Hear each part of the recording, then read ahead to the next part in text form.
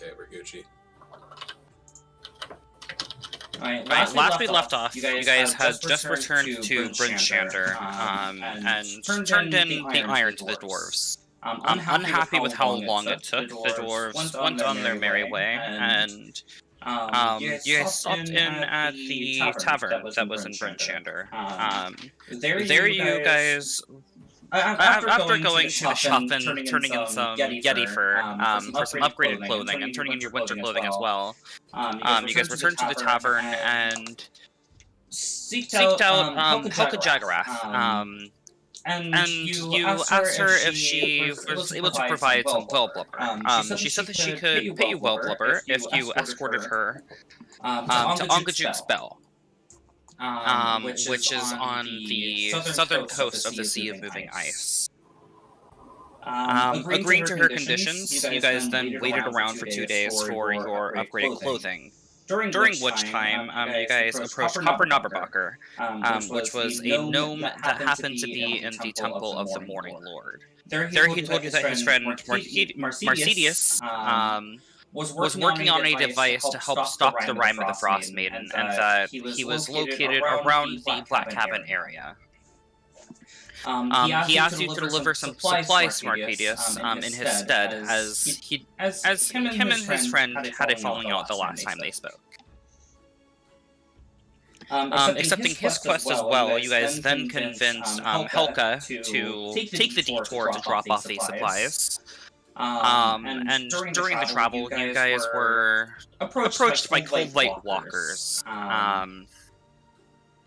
In a blizzard, and that blizzard happened to give the party's monk Adrian frostbite. Throughout the encounter, Adrian tended to stay back and calm down the commoner. But then when he did decide, or when she did decide to join the battle, she was met with a cold ray that immediately brought her down, causing a lingering injury, and her limbs began to turn black of sorts. And we sort of left off with you guys at the end of that encounter. I know I left out a lot, but it's been a month, so there's a lot I'm not remembering. Yeah, and if I remember correctly, after the encounter, we wanted to turn back, but we decided it would be better just to make camp and wait out the blizzard, I guess, right? I don't know if we actually made a decision on that. Yeah, you guys hadn't made a decision yet. We ended literally at the end of the encounter, so. Yeah. It was because I remember I was fighting to go back to town, but then our NPC just said that it'd be better to wait out the storm. But also, I don't trust NPCs because NPCs make bad decisions that get two characters killed and TPK'd. One other small detail. Jillian overheard people in the 10 towns talking about the Arcane Brotherhood, and rumors that they were the cause for the Rime, not the Frost Maiden herself. Yes, and I did relay that with the party. Yep. And there's the one that got tortured and killed in East Haven, and then there's still the leader from the initial rebellion that's still in Rebel's End up here in the fucking jail that's run by the Wars Alliance. Jail is for the worst criminals. This is essentially the Azkaban of fucking the Sword Coast, right? Pretty much. Pretty much, yeah. Because even if they do escape, they're likely to die due to the weather. So this is where they send the worst criminals. It's where they send the worst criminals and criminal mages. Yeah. So yeah, it's literally the Azkaban of the Sword Coast. The Black Cabins? No, the Rebels. No, the Rebels End up here. It's a jail that's it's how many miles north of the Black Cabin? It's 15 miles north of the Black Cabin. Huh. Alright. So yeah. So I guess we just pick up back where we left off. I can play you guys back to this map. Yeah.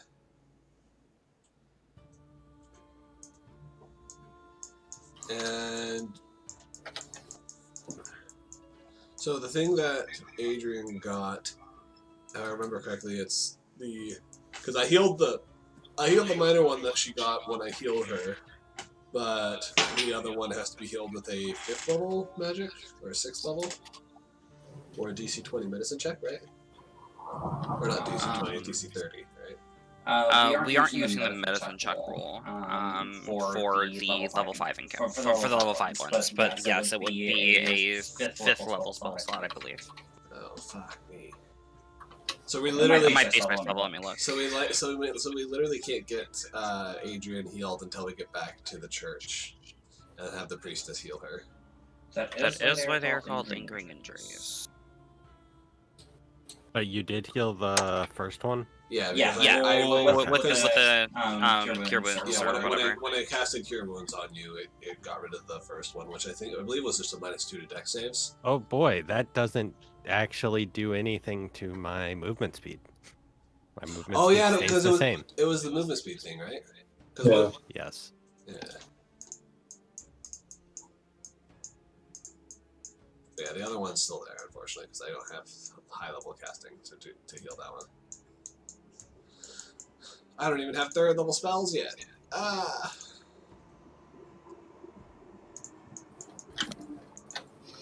Anywho.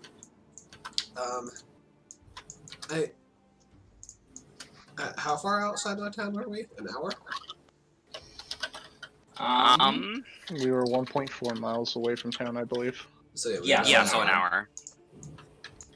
But it's currently a blizzard, so you guys aren't quite sure where you are. Oh, right, that's why. Okay, that makes more sense. I forgot that the blizzard makes us stop, so we don't know where we're going. Yeah. I guess we can. I'm okay with the cold weather. How many tents do we have for the rest of you? I believe we did bring the stuff to be repaired, so. I do have a tent on my person. Yeah. How close are we traveling to the woods? Because the woods, if we're close enough to the woods, we could just go like a little bit into the woods and set up camp there to because the trees would block a little bit of the blizzard, so it wouldn't be as bad. But I don't know if we can. I don't know how close we were traveling along the edge of the woods. Make a survival check. Can I assist, or? You guys were following along within eyesight of the tree line, but due to the blizzard, you guys could have strayed off course. So, make a survival check, and yes, you can assist. Because you have proficiency in survival, right? I believe I do. Let me double check. Yes, I do. Okay, so 9. Really should have taken the guidance cantrip. So you weren't sure. You can't see the trees, and you weren't sure how close to the trees you may be.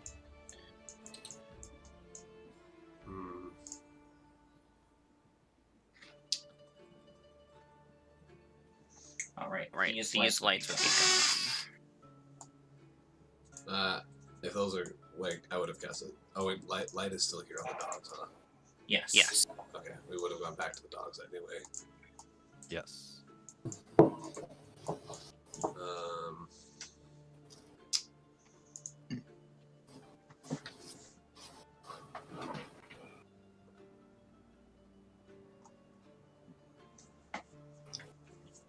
I still have all my 1st level spells. I only did my 2nd level spells.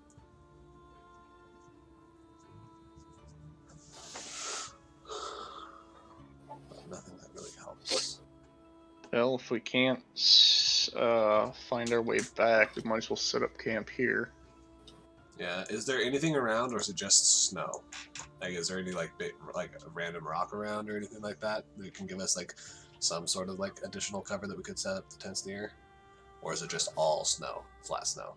I mean, there are rocks all over the place on the tundra, so yeah, there would be rocks nearby. Okay, so because at the very least we should set up our camp right next to a rock, so that it would block some of the wind and stuff. So let's say we can go over next to this rock or whatever.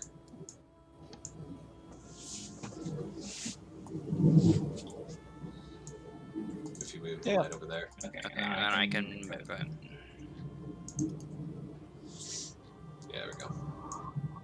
So we'll set up camp over here. Attempt to set up camp on the side the wind's blowing least on. Yeah, well, the opposite side of the lake. So if the wind's blowing from this direction or from this direction, we'll set up camp on this side, or you know what I mean. I know what you're saying, yeah. And then I'll set up a campfire, like directly on the other side of the rock, so that way, hopefully, with it being blocked from the wind, it won't blow it out.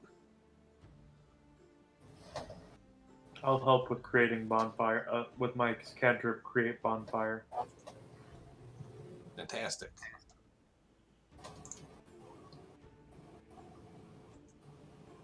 So, who all has a tent? I do. Are you the only one aside from me? Well, tents can hold 2 people, right? They're 2-person tents. Yes, Yeah. there are 2 people tents. Except there's 6 of us. Well, I don't need a tent. I'll stay on the sled with the dogs. And the person who's on watch can also just be out. So, I guess that works. What about our NPC? Does our NPC friend have her own tent?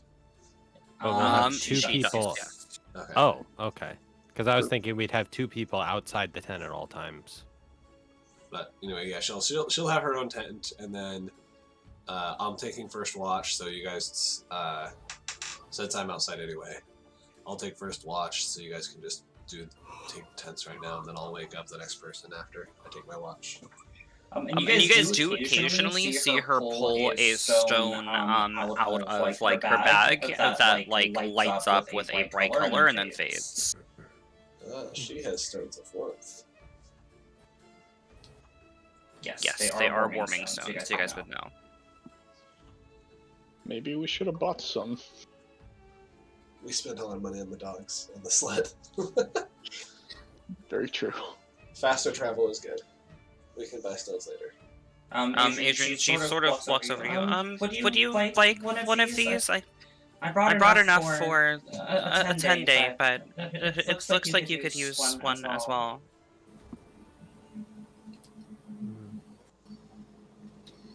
Well, normally I'm not too quick to take charity, but in this one situation, I think it might be best. I really appreciate it. No problem. You guys were pretty amazing. I wasn't expecting to make it out of that alive, if I'm being honest. Well, you have hired the wayfaring strangers, so excellence is to be expected. By the way, question, Ian, did you swap your mics? Kind of, so I don't know what's going on. I think I might need another preamp because... Oh. You're just it sounds like you're using a webcam. Yeah, so. you're a little echoey. You're not like coming through clearly. Let me check. Let me Sounds like see you're if talking Discord... inside a bathroom or something. Let me check if Discord is... Using the right microphone? Yeah. Oh, there we go. You sound so much better now. What the fuck? Oh. Yeah, I was using the wrong microphone. Yeah, I thought it was using like a webcam. I was like, whoa, something changed. Alrighty. I'm gonna turn you up now. You're a little quiet. I can do that. Okay. Unfortunately, yeah, that is so much better. Oh my god. Yeah. It's amazing what a real mic can do. Right. I was wondering why we could hear like your typing and your clicking and everything. So that makes a lot of sense now. Okay. How dare Discord screw that up? Okay. So yeah, so I'll go ahead and take first watch, especially since I'm immune to the cold. And are the dogs usually okay, or do I have to do something for the dogs? Are the dogs okay because of their fur? The dogs are okay, yeah. Okay. Then I will just sit next to Zoom and pet him while I do my watch. Okay. Go ahead and make your perception check. And you guys are taking a long rest here, or are you guys just waiting out the blizzard? Well, we're doing both. We're taking a long rest while we wait out the blizzard. Okay, in that case, there will be another frost check, so everybody go ahead and make a frost check. At least that was my understanding. Right? What happened? Are we taking a long rest while we wait out the blizzard, or are we just strictly waiting out the blizzard and then moving when it's gone? You're out of spells, aren't you? I'm out of second level spells. I have my first level spells still. Remind me, rolling a frost check is just rolling a d20 and D20 plus your modifiers, whatever modifiers you may have. Which frost check, with you get a +5 from the cold winter clothing, an additional +5. Oh wait, you don't have the fur. Does he have the fur lined clothing? Yeah, I do. Okay. Yeah, you guys upgraded all of your. He was there when you guys upgraded him. So that'd be +10, and then the tent gives you another +5, so it should be +15 if you're in the tent. Yeah, so you barely succeeded because of the +5 from the tent. Both of you barely succeed by the skin of your teeth. So I would add a +20 then, being in the tent, correct? Yes. So Yeah. Okay. Either way, You I'll would have just been add perfectly fine. There with the 35 or the 36, you would have been fine. So yeah, all of you succeed on your frost checks. All right. So then here's my perception check for my watch. Boop. I mean, that's you're a bit distracted petting your dog and like just paying attention to it, but nothing happens during your watch. To be fair, it is a blizzard. There's reduced vision in a blizzard too.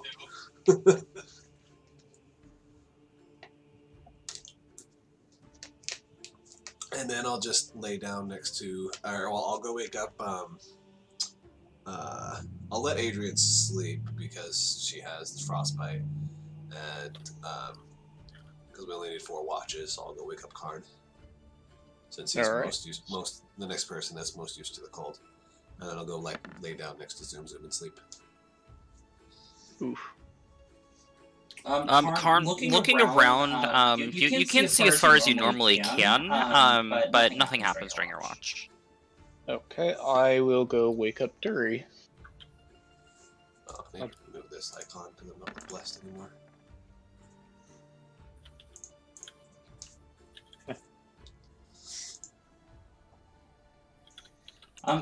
So the blizzard is just obscuring all of your guys' vision, but nothing on your watch happens.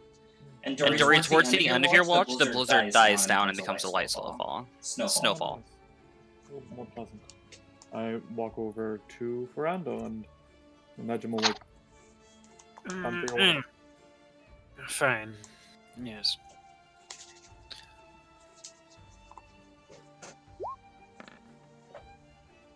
For Rando, you are pretty much almost like blind. You just can't see past the edge of the light coming from the dogs, from the harness of the dogs. Like you actually just can't see past that, no matter how hard you try.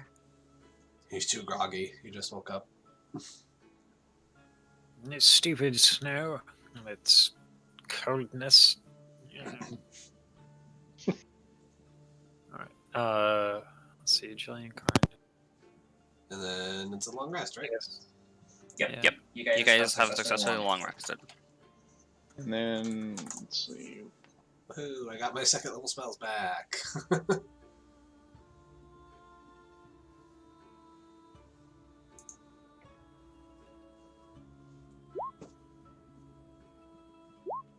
Apologize for being the slow one on here. Long rest is exclamation long dash rest when you have your token selected. Got it. Thank you very much. Remember, guys, you guys are in the wilderness, so you have to use your hit dice to heal. I was at 4 hit points anyway. I think I'm at full as well. Yep. So Karn, you had 10 that you need to roll hit dice for. Okay, yep, we're good. Fully healed anyway, so. Yeah. Perfect. I did forget that though. I forgot that in the wilderness we don't heal from long rest. We only gain all of our abilities back. We don't gain hit dice back either on a long rest, do we? Or do we still gain hit dice? We just have to You regain hit dice, you just regain half as much as you normally would. So we regain a quarter of a hit dice instead of half our hit dice. Correct. Yikes.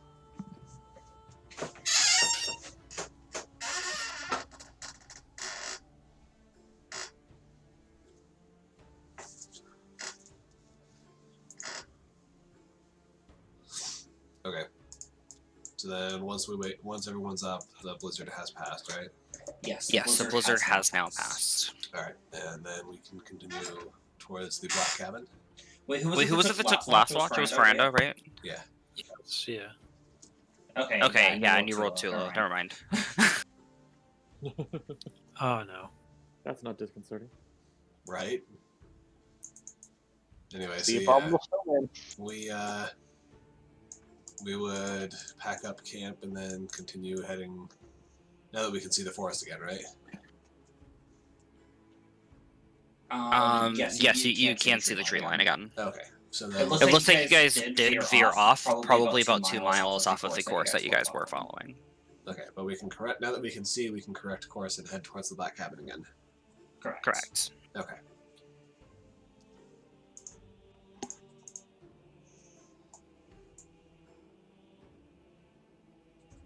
And then, So rather than being where you were, you would be like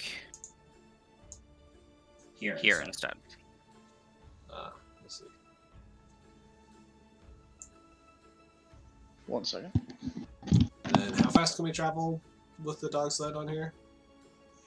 Let me pull up my travel sheet. Because I believe it's either 1 or 2 miles per hour on.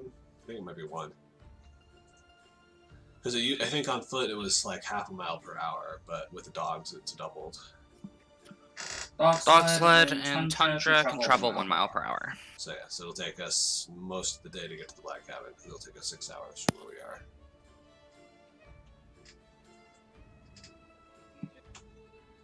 Well, we long rested. How far into the day were we? Could be around midday already. Well, I'm saying most of our travel day is what I'm saying. Because you can only travel for 8 hours in a day. Yeah. Without having to make constitution checks to keep traveling. Yeah, it's not a matter of time for how long you can travel. It's just a matter of distance. Okay.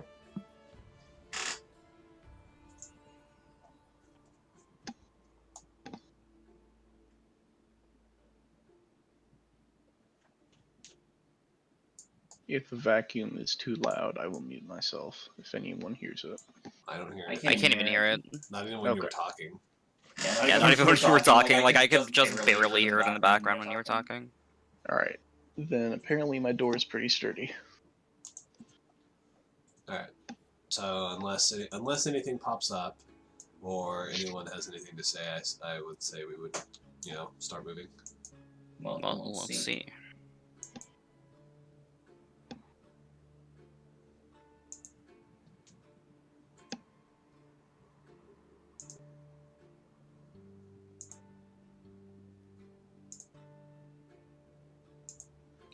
Also, we don't have to make navigation checks, right?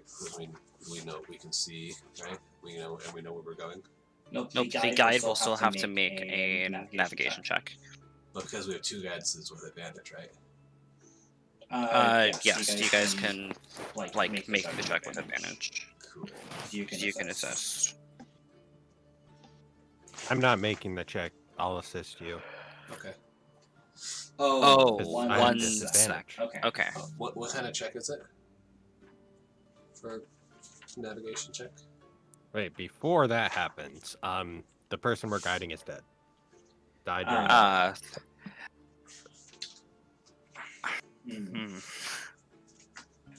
I wasn't prepared for this. Give me like 5 minutes. Go ahead and go to the bathroom. Do whatever you need to do. Why do you have Alright. to roll like these stupid random encounters that are gonna get us killed? I'll be right back. I'm also It's gonna the go to the bathroom. It's the abominable snowman, just watch. It's a pack Damn it, of Brando. 20 Yetis. You just want to kill all my characters. You kill Ashton, you kill the one before Ashton, you want to kill Jillian. Do you guys hear Steven through my mic? Just everyone will survive. These are real. These are marital problems that are real.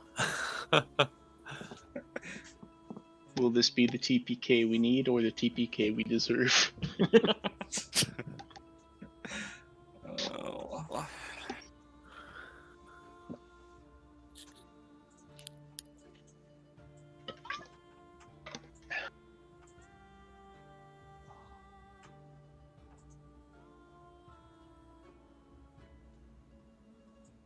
Oh, and Nix should have died when you fudged the roll. I did not fudge my roll for Nix. Yes, it should have instant killed me. That's not me fudging the roll. That is me not killing your character when you don't know what's going on. That is called being a good DM.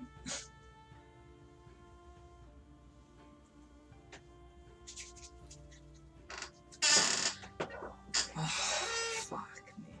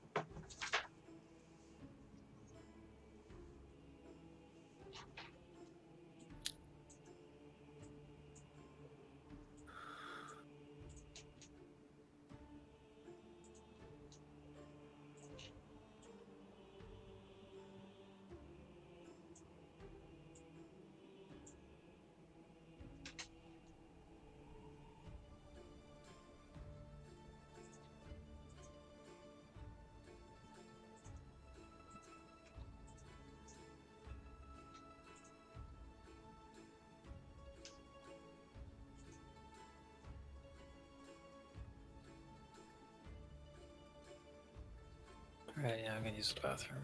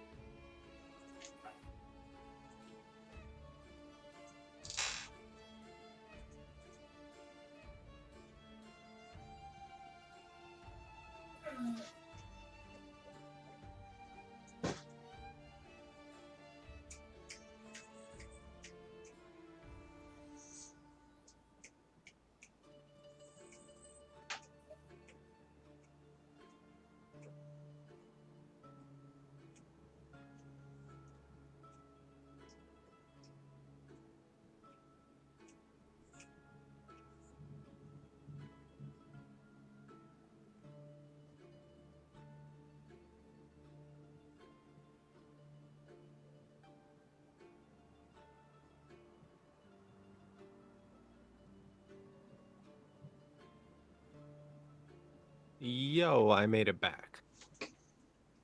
Welcome back. Are we winning? I'm ready. So whenever everybody gets back. Got it. Ian's still off. Going to the bathroom. Steven's still in the bathroom too. Everybody's in the bathroom.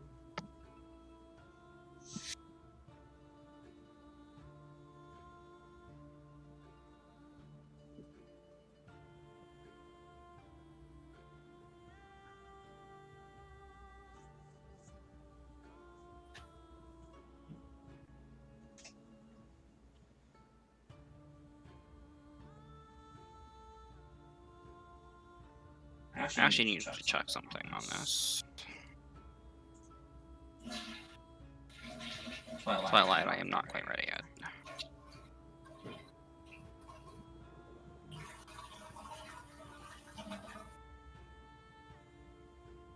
I have a question. What's up? About how we ended so far away from the woods. Sure. What's the question? So the ghost dudes popped up like just a little bit after the blizzard started, and we weren't really traveling during the blizzard except for like a little bit. So how did we end up so far over to the side? Dice rolls. That's how. Okay. I am back. Welcome back. Thank you, thank you.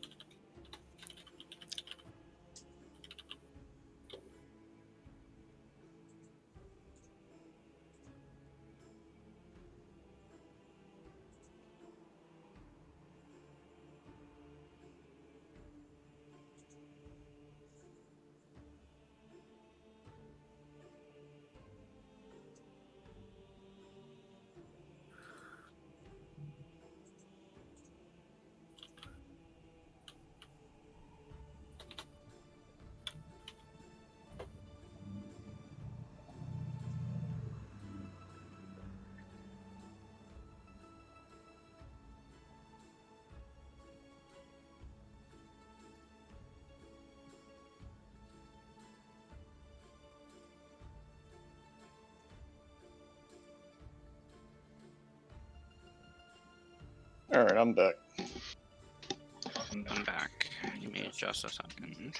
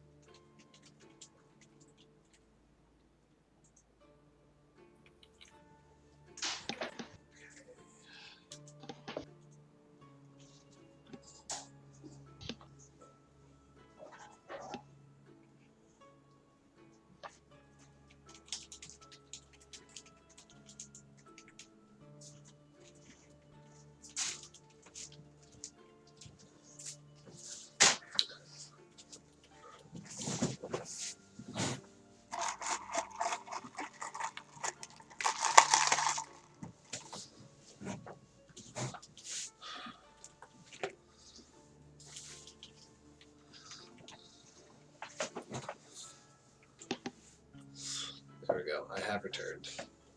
Welcome back. Welcome back.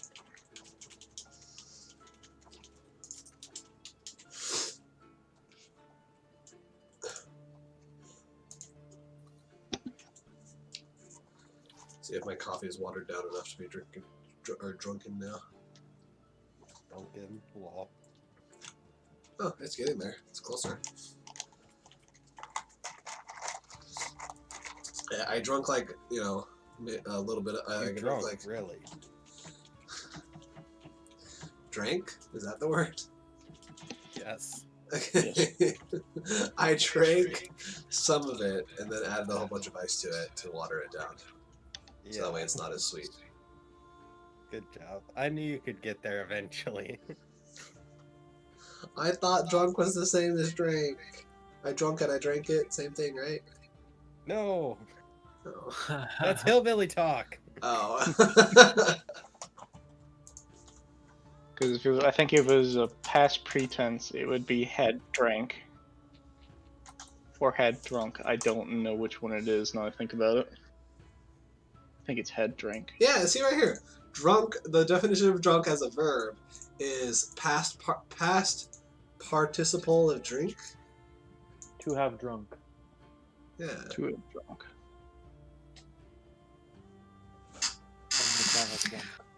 Alrighty, are you guys ready?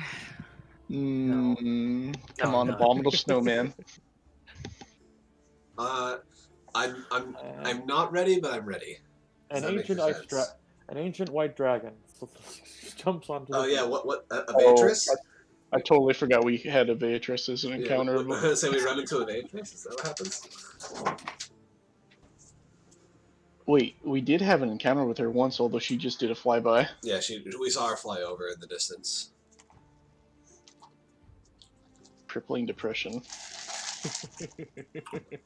Right, as you guys are walking around noon, you see a body. We're not walking, we're on the sled. Okay, as you guys are riding on your sled, you guys see a body propped up in the snow. Propped up? That's not good. Can it be I not propped up? immediately draw my hammer and I'm very cautious about it. How far is the body away from us as we're riding? Yeah, that was about what I was about to ask. It's about 30 feet ahead of you. And by the way, another blizzard did start. Oh. Oh, should I make my frost check? This blizzard is not cold enough to make you guys make frost checks. It's just bad enough to reduce. It's not an intense enough. It's just enough to reduce our vision. Yes. Fuck you. Alright. Question 2. At 30 feet distance, what can we distinguish about the body sticking out of the snow? Make a perception check. Perception. Nice. You just see what looks to be a body. It looks to be in like a sitting position, hunched over. I want to go ahead and stop the sled, like about, 30 feet, roughly the 30 feet away. A body hunched over in the middle of the blizzard. Okay, that's not suspicious at all. No. We could just take a long way around it and keep going. Could. We could throw javelins at it. It might be worth checking out what it is. If it's nothing special, or if it's dangerous, we can easily just run away. But Should I call out to it? Is No. it alive? I just want to get close enough to distinguish what it is without endangering others. Adrian's not going with. And I'm gonna start. I'll just say, you all stay here. I'll go check it out. It's about I'll go here. with you. Okay. So So I will just get within 10 feet of it. I will be... Now that I'm 10 feet away from it, can I just take a closer look and distinguish what it is? I'm going to be positioning myself very close to everybody, so I'm within 5 feet if at all possible. I might not be able to position myself exactly just because of lag, so I wanted to say that out loud. Make a perception check.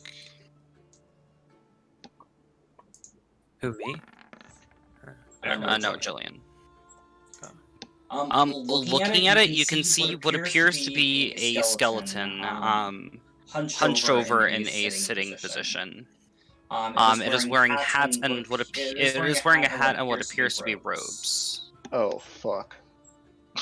I'm going to use a drop of divine sense. I was just about to nudge you to do that. And see if this is undead. Do I have to declare undead over anything else? But I'm assuming it's undead. Well, it just does. It detects. It detects all of those things. Yeah, it detects anything within 60 feet of you that is any of those things that are not behind full cover. So yeah, I'm dropping a divine sense.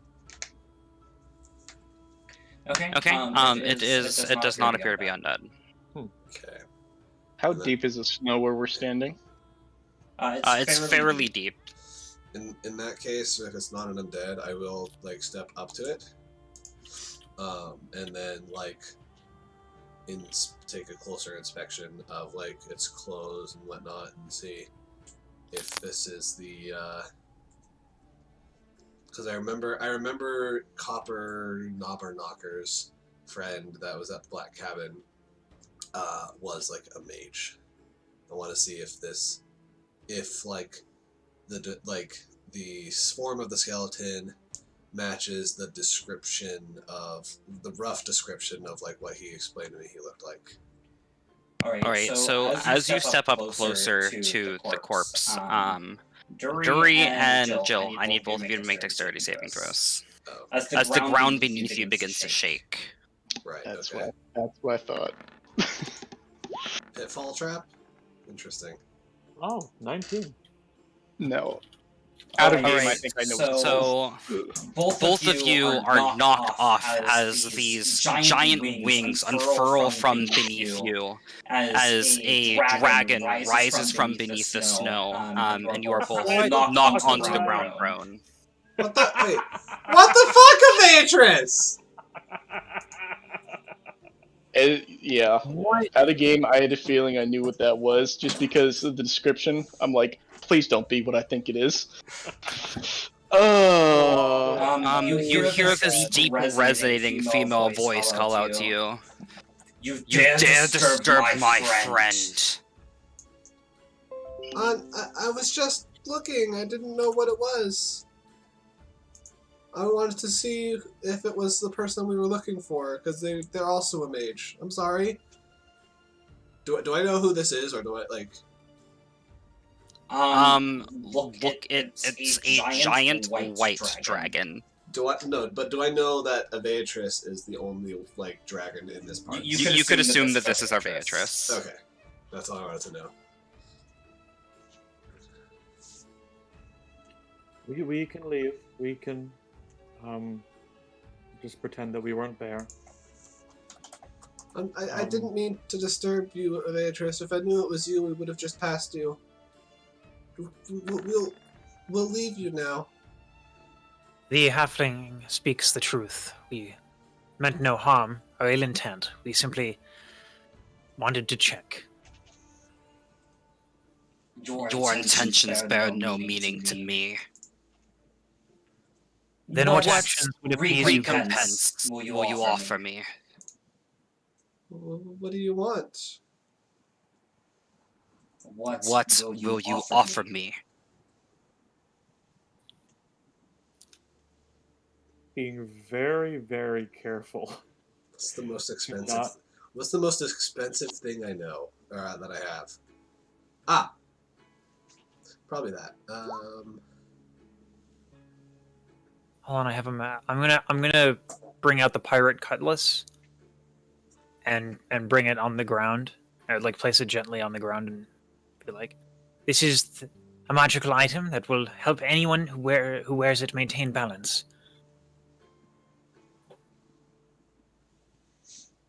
She looks down at it, and then she looks back to you. Is this the best you can offer me? I pull the glass chandelier out of my bag and I offer it. Yeah, I'm gonna pull out the crystal shard that I pulled out of the illithid skull, and like kind of like in a bowing fashion, like kneel down and place it on the ground and say, this is a shard that I pulled out of some illithid skull. I don't know what it does, but I know it's magical. I know it has evocation magic, but it's the most priceless, or it's the most expensive thing I have. Question, Jillian. Do you wear the symbol of Frostbane anywhere on your armor? It's on my shield.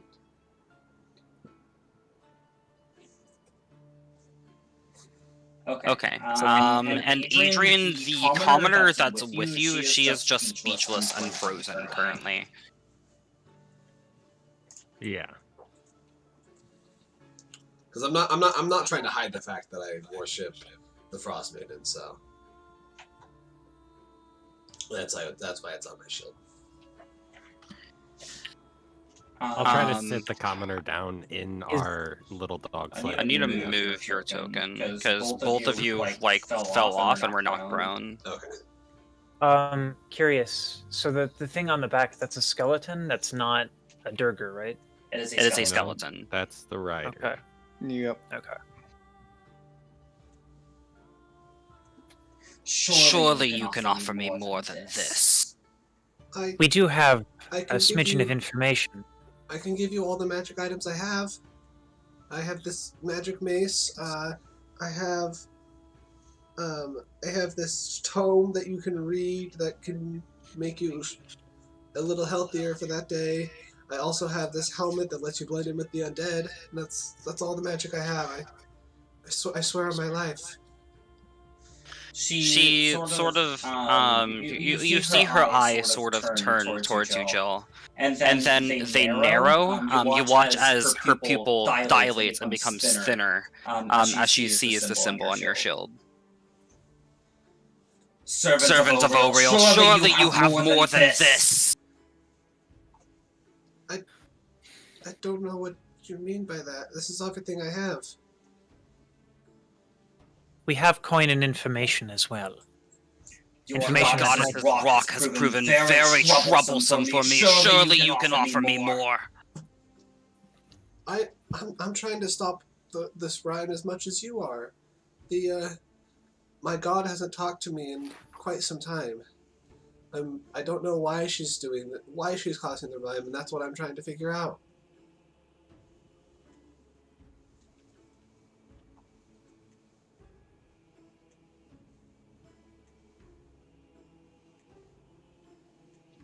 Can I make an attempt to give information regarding the Durgers trying to resurrect a dragon? You can see if that's information that she's interested in. Great Worm, might you be interested in attempts to raise a dragon? I have information regarding such activity. Raise a dragon. We are not beings that can simply be raised from the dead. Creation, I believe he means. The Durgers are collecting the glass chandelier that we have bestowed at your feet in order to create some sort of monster, some abomination of forgery and dragon. I don't know much more than that, but I do know that that is their aim. If it is made of glass, then surely I can break it. Chandelier, I have no doubt. Chandelier has special properties. We don't know what will happen when it's a fully formed dragon. If you're questioning my power, servants, I'd advise against it. I'm not questioning anything. I imagine that for you, Great Worm, dealing with such a creature would be trivial, but perhaps also annoying and tedious. Why waste your time when we can do it for you? If you leave us to live and take our goods that we've laid at your feet, we can assure that the Durgers will not create any destructions or annoyances for you.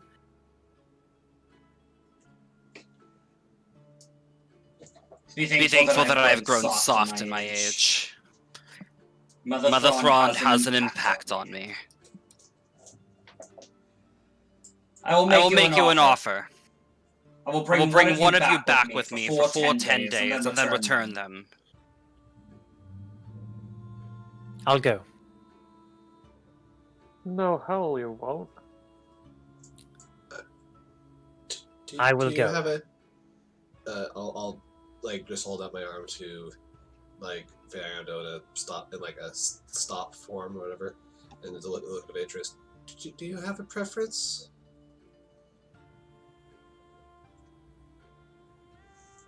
I'd like to learn more about your goddess and her rock. Is she talking about like rock bird? Yes. Okay.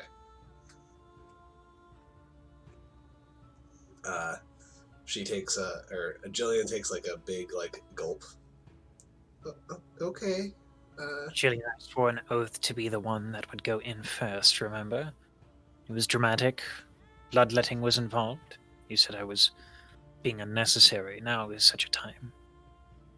Forget it, Ferrando. We're giving Beatrice what she wants. There's no wiggle room here. If we wish to come out of this alive, we have no options in this matter. Choose! I will step forward. And at the end of 10 days, what happens? That depends on how I enjoy their company. And with that, she sort of takes one of her claws and grabs you, Jillian. And then she begins flapping her wings, and all of you are sort of thrown back 10 feet as these giant gusts of wind knock you prone, and she flies off with Jillian in her claws. Well, shit. Damn it. That did not go at all how expected. So they didn't take the magic items then? Thorm did not? No. I don't think we have magic items of worth to it. I was like, all my magic items that I was trying to give her are now on the ground in front of you guys, which is my mace, the illithid crystal, the Tome of Dreams, and the horrifying helm. Was everything I was trying to give her. Dury is interested in the illithid crystal. He just wants to pick it up and take a look at it. Where did you get this? Adrian knows. Adrian can explain later. I don't think we really need to talk about that right now. I think we should move before it comes back. Yes. Yes. But this is a conversation that best to be had. I'm gonna pick up all the items and throw them in the sled. The stream can't see anything anymore. Yeah, I need to make you a very tiny token. Damn. There goes Let's see, we just offered up one of our party members. And the only ranged attacker that we have. Like... Right before she was speaking to Jillian, I was going to be like, Karn will go. Might as well give the dragon what she wants. Mm-hmm. Yeah. Yep. Not a lot of negotiating room there.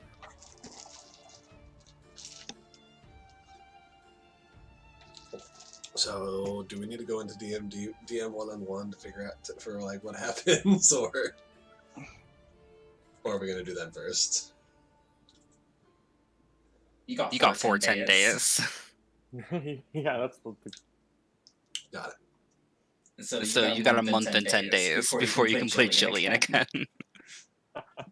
Time to roll up a new character. And then, well, is there a possible chance that Jillian will die during those 10 days?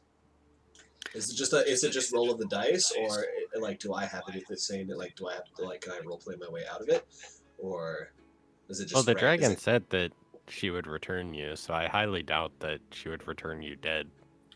Well, she just said she would return me. But that's not something a dragon would do. It's not something a metallic dragon would do, but a chromatic dragon, yeah. She didn't say whether she'd return me dead or alive. She never specified. Dragons are very good at leaving out specific details. Yes, they are. The dragon that's willing to make a deal with us and not just kill all of us when she could very easily. All I'm saying is it just a complete random dice roll whether Jillian lives or dies, or... No, you can roleplay your way out of it. Okay. Technically, you'd have to roleplay your way into dying. Got it. So it's a matter of whether or not you want to take that risk. So, should I play... I mean, obviously... The payoff would be she might send you back with a bunch of magic items, or she might kill you if you decide to roleplay it. But if I don't roleplay it... If you don't do anything, you'll come back after 10 days. If you decide to roleplay, then you will either get magic items or death. I mean, I'm willing to roleplay it because, honestly, I mean, Jillian wouldn't, like... She would try to... I wouldn't, like... Especially where Beatrice expressed interest in the Frost Maiden, Jillian would want to find out what Beatrice knows and if any of it like, you know, just she wants to like talk. She'll work with the Evatris, give the Evatris whatever she wants, and like whatever information Jillian may have, and then hopefully in the process she'll learn more about the Frostmaiden, maybe something that Evatris knows that I don't, that might help us. So I would want to roleplay it eventually. Okay. But we can save that for another time because 10 days is a long time. So, with that being said, should I, starting next session, or I guess rather the next time they come back into a town, should I start playing Adregast? You can start playing him now, and we can go.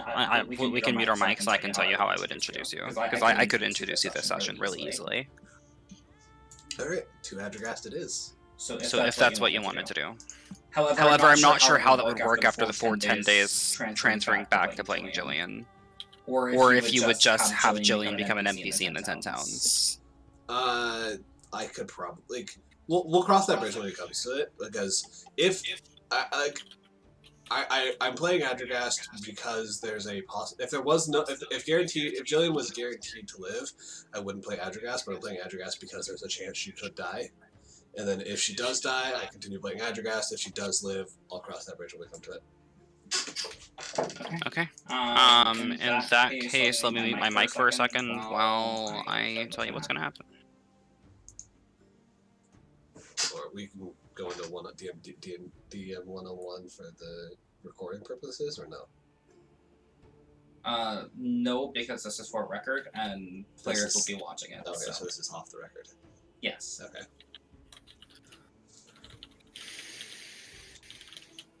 Okay, so the way that I can introduce you this session is they're going to the Black Cabin, and the way that the Black Cabin works is characters will die inside the Black Cabin. Like, there's no getting around that. People will die inside the Black Cabin, just due to the nature of it, because in order to solve the puzzle, characters actually have to die. And she just got abducted. So essentially what happens is there's a magic item that when picked up, it will explode and pretty much instantly evaporate anybody within 30 feet of it unless they succeed on a DC 17 dex save, and even then they're taking 60 damage.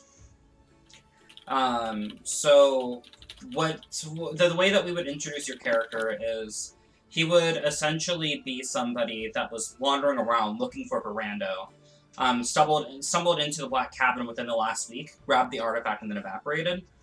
But the Black Cabin has a curse where it traps souls inside the Black Cabin due to the nature of what happened previously with the Arcane Brotherhood. So that means that the soul is still there on the ethereal plane, and it can interact with others by drawing in the ashes or in the snow, but it can't move any objects. So then how would I actually play him if I'm dead? You would be... So the way that hat works is at the end, once the Black Cabin's thing gets solved, anybody who died within the Black Cabin is revived by Lathander, the Morning Lord. Oh, Jesus Christ. That's going to be a lot of people. Yeah. Well, anybody who died, like, due to the artifact. Okay. Trying to solve what happened with Oriel. So that would be me and his buddy? You, his buddy, and any other character that manages to die inside the Black Cabin. Because there will be other people dying. If not the entire party.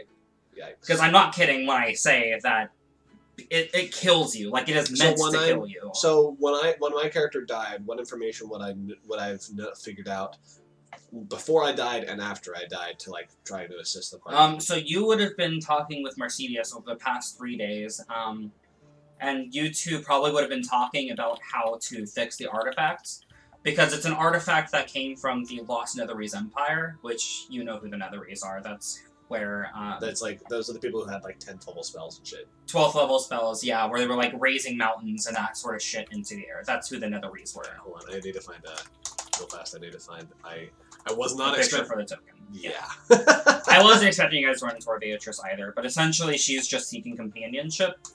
So she wasn't going to kill all of you anyway. She was just going to take one of you because she wants companions. Because ever since Melithron died, she doesn't recognize Melithron's death. But she's lonely because Melithron no longer speaks to her. So she's seeking other companions to speak to. And that's why she's been more merciful on the on like all of the Sword Coast for the past 100 years. That's why she hasn't been sinking ships as much. So if things go right, Jillian will not like. I won't befriend her, but she'll be like I'll be her friend, but she won't be like so we'll be like semi-friends with, or Jillian will at least be semi-friends with Beatrice. You guys won't be friends, but you won't be hostile. Got it. You guys will be acquaintances, essentially. Oh, this gives and me a great opportunity to start working on my website. If we do something wrong. Yes. Very nice. Half elf. Websites are fun to make. Mm-hmm.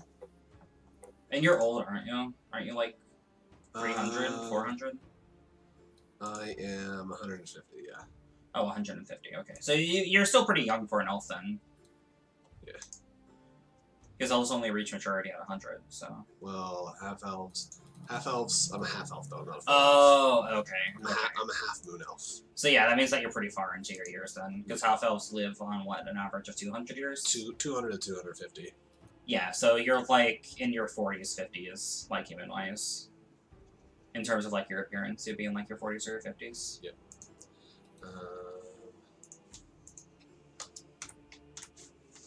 What half elf abjuration wizard? Will that help?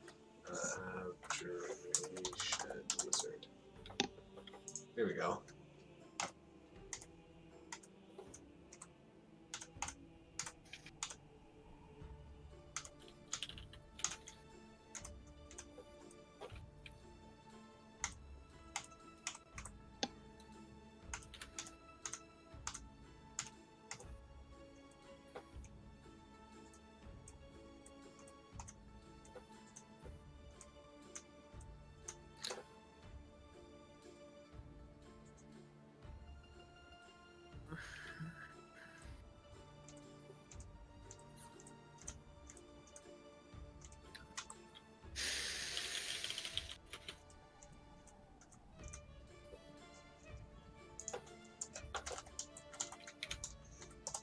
Isn't your character male?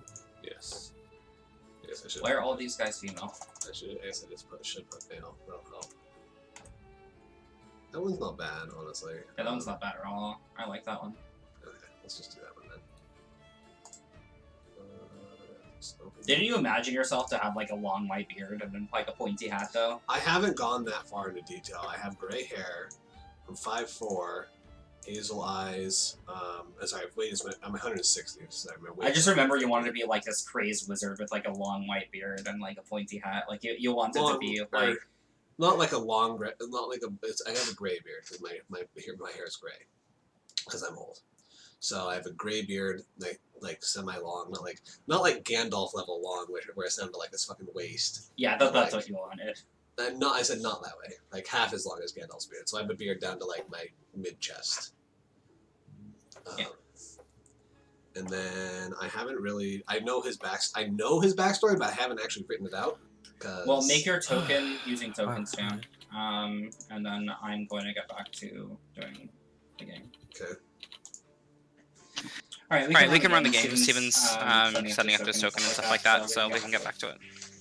Alright. Oh, fuck. I just realized all this was on the stream. I need to do this over here.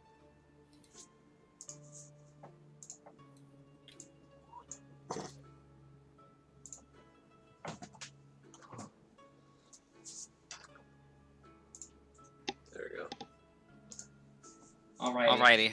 So Jillian was just taken away in the clutches of Beatrice.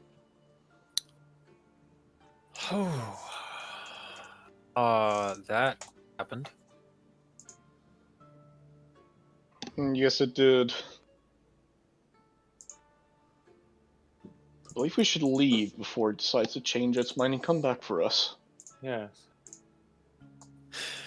The good graces of a white dragon aren't taken lightly. Let's go. Yeah, and the light spell that was on the harness of the dogs would have disappeared. I'll replace it with my own dancing lights. Okay, you should have the tools to drag it on. It should be under the tokens. Oh, yes. then you can just drag 3 of them on wherever you want them.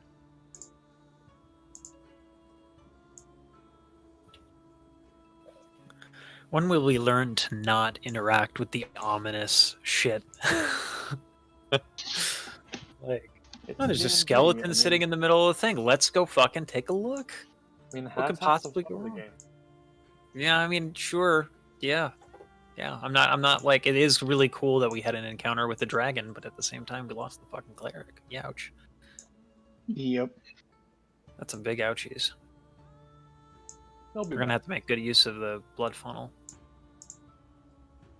Well, she may or may not return, so... Yeah. Have faith.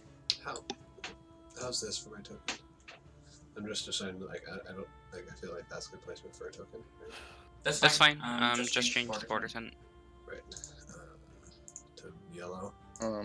I guess we go on our way to Can I do a thin Black border? Cabin then? Unless anyone wants to do anything. Yeah, with disadvantage on our navigation checks. It wouldn't be disadvantage, right? It would just be regular. He has exhaustion. Oh, right. Oh, fuck.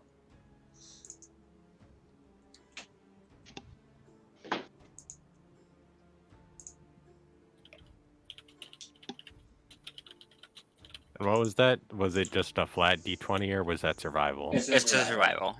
Okay. Should I make one? Yeah. I'm just gonna drop my token in the Discord so that way you can put it on my character. That is a successful check. So by the end of the day, well, towards the end of the day, you get to the cabin. And then I am going to have to remove Jillian's token. Ooh, that guy looks pretty cool. What was Steven's rant before about every character he loves dies in these campaigns? She should have killed Nyx, but didn't.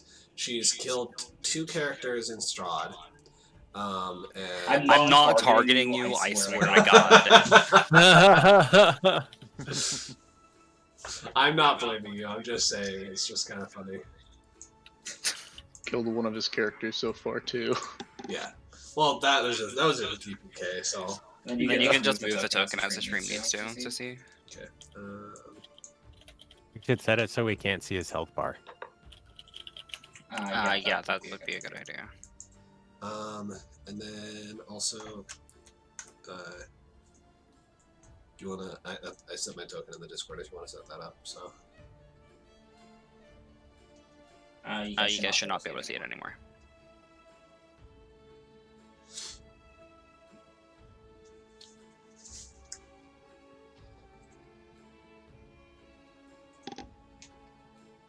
Oh, that looks like a house. That looks like a face. Like this is how unprepared I wasn't. I wasn't ready. Like I was not ready to like play Adrigast this session. And like I know what his backstory is. I just haven't physically written it out yet. So it's like I'll have to do that after the session. But I know I have enough of his backstory like in my head that I know how to play it at least. So. You have dark vision, right? It's your hat. Steven? Yeah, I'm pretty sure you do. Let me double check his character sheet. I don't know. Yes, I have dark vision. I get the gist of him looking like Elrond from Lord of the Rings for some reason. I am. He's also supposed to have a beard, but that's. This is the. I may end up changing the token, but that's just the best looking token I could find on the fly. It'll be interesting if my backup player ends up coming into this new group, because I'm also a half elf, and them also look a little bit weirdly like that. Let me find the picture. The only additional information I'm going to give you about the character is that I'm not just a regular half elf. I'm a half moon elf. Ah, so mine's a half drow, so that would be interesting. Hey, mine's a half drow too. Hey, we're all drow. With one moon elf. I'm a drow. Everyone hates We're all us. drows, yeah. I'm assuming this token in here is that hidden to the players? What's that? Not yet. No. Okay. I'm still setting it up, so give me a minute. This would be my guy. I posted them in the Discord. But yeah, despite what that token shows, I have a beard that's about halfway down to my waist of also gray hair. Oh, fun. So. All right, hold on. Let me just drag this into MS Paint so that we can, get the real John.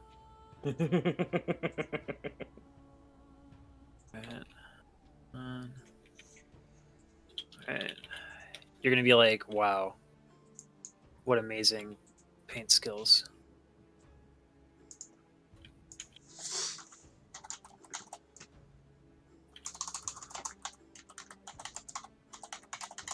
Alright, and we'll do this gray. Alrighty, so let me get to that chapter and then I can read what you guys see. The only thing I forgot was what the order I was part of. Here's this one. Alright, so perched on the edge of a snowy bridge above a gorge is a black lodge on wooden stilts. Whatever path may have led to this ramshackle retreat lies buried under snow. I see steps climb to a snow-covered walkway that clings to the south side of the structure. The building's slumped posture and sagging snow-covered roof, coupled with broken windows and loose flapping shutters, suggest utter abandonment. Large snowdrifts huddle around the rotting slits and engulf a nearby woodshed and outhouse. Only the wind visits this sinister place. Yeah, it seems like a lovely, cozy abode. It looks pretty run down. Well, Adrian thinks we should go knock. Adrian doesn't want to stay out in the cold anymore. oh, well, We probably should find the entrance then. knock, knock, knock. Those are windows. We start looking into the window, I guess. Is this a walkway or is that part of the roof? That is a walkway. How sturdy does the walkway look?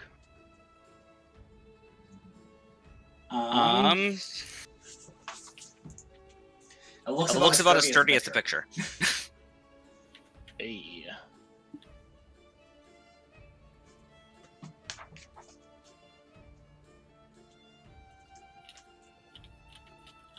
I will slowly walk and test my weight as I walk on it. As you walk, you hear like the wood crackling and creaking underneath your feet. I'm going to take a step back off the wood. I'm staying along the snow on the side. Let me give this a shot. I seem to be too heavy. Allow me. I guess I'll go in through the door and... Shall I make an acrobatics check? That's a window, not a door. Oh, that's not... Okay. So yes, an acrobatics check to dive through. You know what they say? You know what they say when the DM closes a door, they open a window. So yeah, you have to walk along this pathway to get to the door, which lies over here. Okay. So I'll do this then. As you're walking, like the floorboards are cracking and creaking, but they appear to hold your weight for now. Okay. I won't stay too long. I'll get in front of the door real quick. Which is right here, correct? Yep, that's the door. Okay.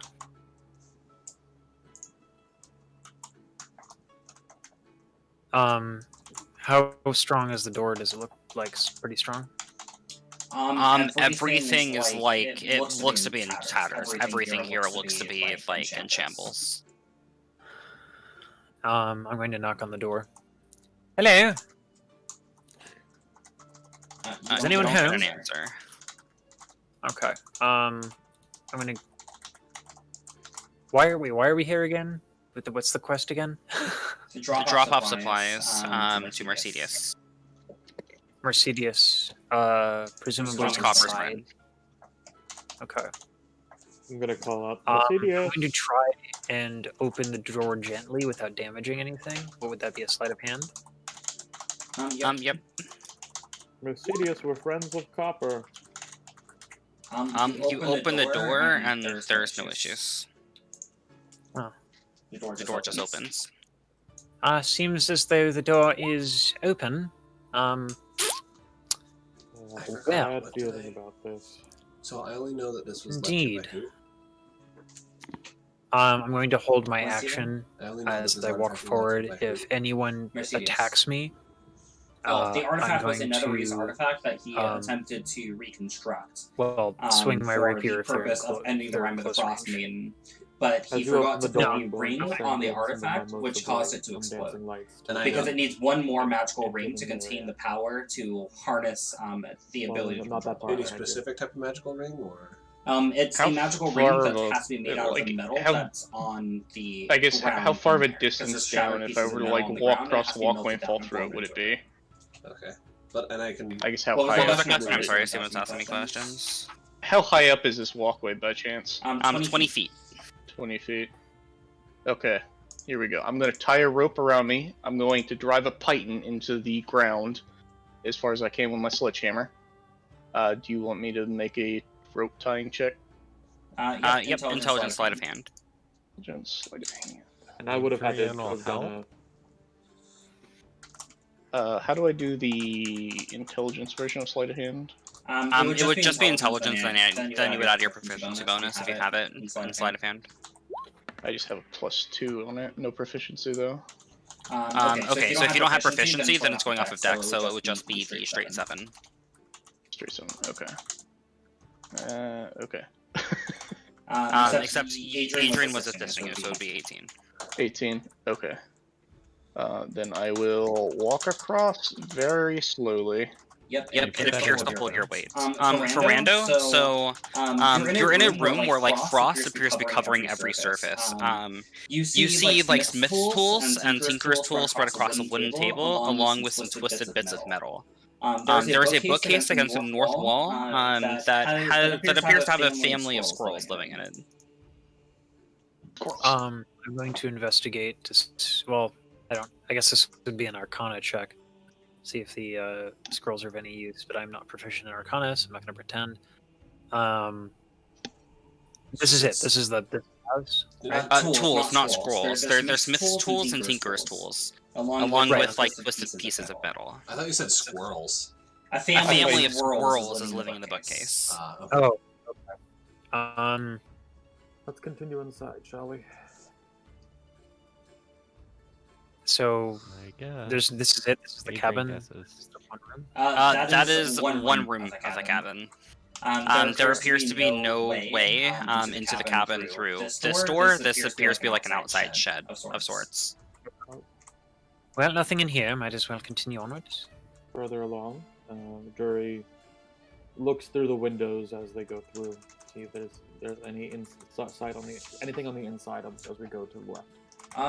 So looking through the window into that room, you can see like snow that has fallen in through the roof, and it's been pushed into the corners, sort of through the winds.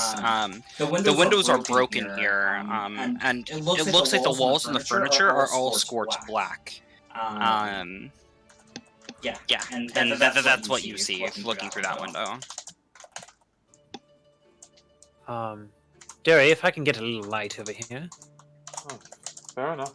I'll move them from where they were in the.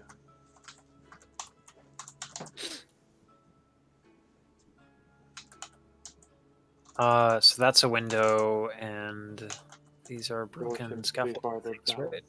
Yeah, so there is a 4-foot gap in the walkway here that you could easily jump across to get to the next door. All right. I don't need to make an acrobatics check, do I? Not for that jump, no. Okay. So I'll come here. I'll knock again. Hello, is anyone home? We don't wish to be rude. We just have some goods that need delivered. All right. So as you jump across, and you make a dexterity saving throw. Okay. Oh no. Jumping on rickety wood. Break the wood as you fall. Yes, but I'm also very dexterous shit. So as you land on the other side, the wood cracks beneath you, and you fall through the floor. And you manage to land prone right on the edge of a crevice that is at the bottom. And you're like just on the edge of this ravine that drops 120 feet. I'm going to make another acrobatics check to see if I can get back up there. Or would that be acrobatics, or that would be athletics? You just need to stand up and walk. It's a very steep slant, but your deck save made it so you can just get up and walk back. Okay. So how do we get over there, huh?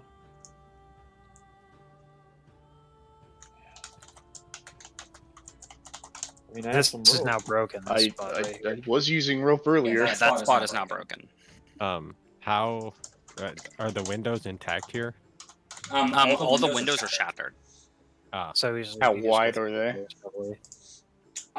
They just appear to be like standard window panes. So somebody small like Adrian would be able to fit through, but the rest of, and maybe Ferrando could probably squeeze through too. Just due to the armor that he's wearing. But Dury and Karn, you two would be too large to fit through. Would it be possible for me to attempt to chop my way through the window, like make it larger? You could probably do that, yeah. Adrian doesn't think you should ruin this house. Yeah, I mean, let's be on ruined, good. But Yeah. I mean, I don't see what other options we have, as the walkway's now broke. Adrian can go find out if there's another way in. Very well. Well, go through the door together. Yes. Yes, through the window. Oh yes, the window door. All of that. Do I explode? You do not. You make it through onto the other side. So this room contains lingering smells of burnt wood and flesh. You also catch a faint odor of wine. Snow has fallen through the holes in the roof and been pushed into the corners by stiff winds blowing from broken windows. The walls and furniture are scorched black, including a table with charred remains of a book on it. Next to the table on the floor have been several broken wine bottles, as a mostly incinerated skeleton and a round frost-covered object about 6 inches in diameter. Seems as though there was a battle here. I'll go inspect the frost-covered object. Okay. How do you go about inspecting it? Wait, frost-covered object? I'm going to assist. Well, at first I'll just look at it. What does it look like it is? So it looks like it's some black piece of metal, with two like outer rings attached to it. Have I ever seen something like that before? You have not, no. Have I ever read of something like that before? I'm a sage. Make a history check. And I also Actually, no, it would be an Arcana check, because it actually states in the book. but still in that Okay, it is the same exact roll. Okay, so still a 22? No, it's a 19, because I have disadvantage. Right.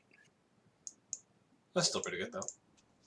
Looking at it, you can ascertain that this device was designed to control the weather. Is there? What? It's not something that you've seen before, something that you recognize, but just looking at it and the runes that are inscribed on it, you can tell that it was created to control the weather. You said that. Hold on 1 second, guys. Can I? You said that I can interact with the You're world, having right? fun in there. Yeah, you can like draw in the ash and like. Well, we Is there like ash or? I think dust Adrian that might have can found something. Yes. Okay, where is it? Adrian did everywhere. find something. Okay. Do you want me to explain what happens since that my character's not doing it? Okay. On the table next to the artifact, you start seeing like words appear in the ash that is like ash/dust that is kind of like everywhere in this cabin. You start to see the words appear as though a finger was writing it. Don't touch.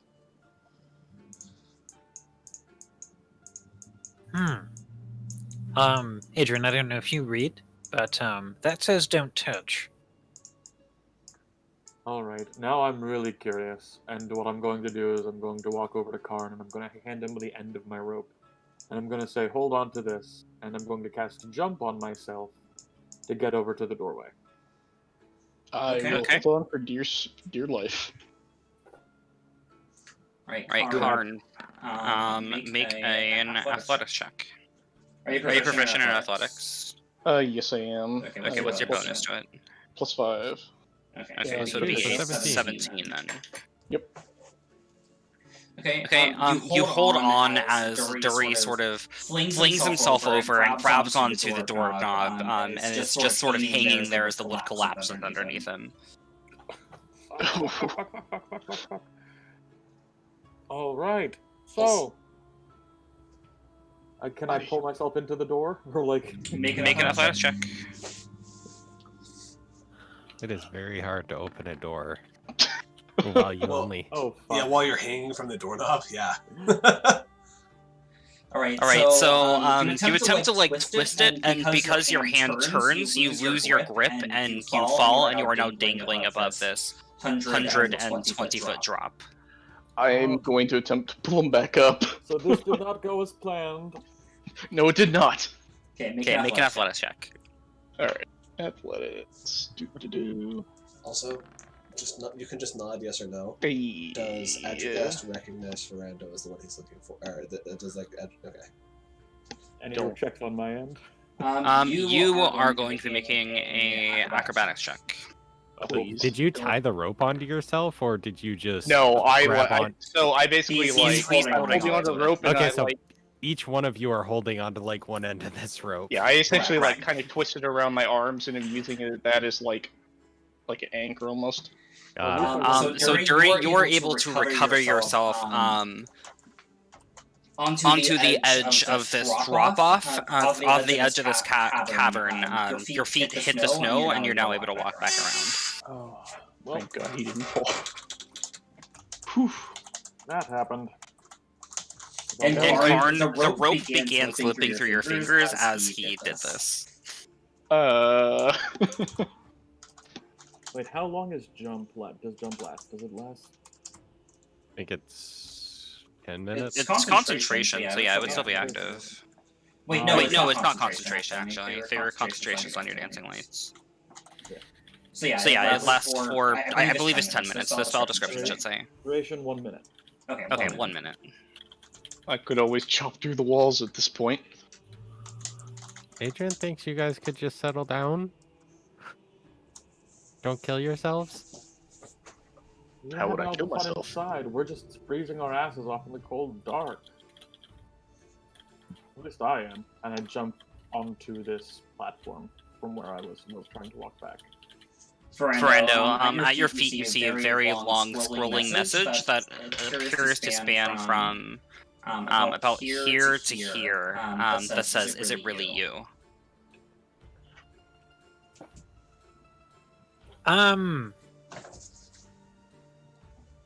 Hello?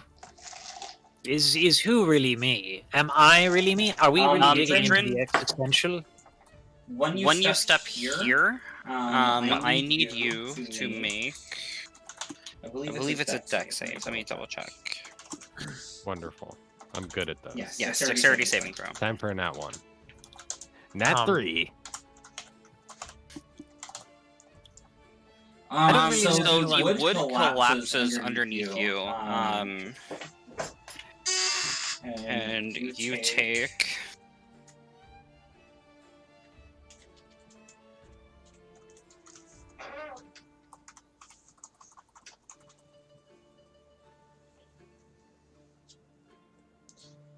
$41 points of damage as your body crashes into the bottom of this abyss. How much damage? 40. Wait, to the bottom of the abyss? Yes, as in to the bottom of the chasm. That 120-foot drop. I do not reduce it at all. And go unconscious. All right, Adrian. This message also appears underneath the previous message. In response to what he said. It's Alagondar, not Alagondor. Yeah. Gondor needs no king.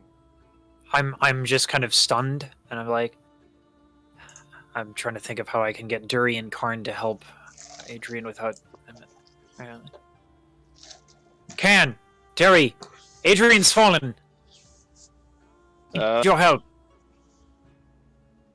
Whoever's sending these messages, you'll have to wait. Okay. What do you want us to do? Adrian, do you want me to make the death saves, or do you want to make them? Do it up.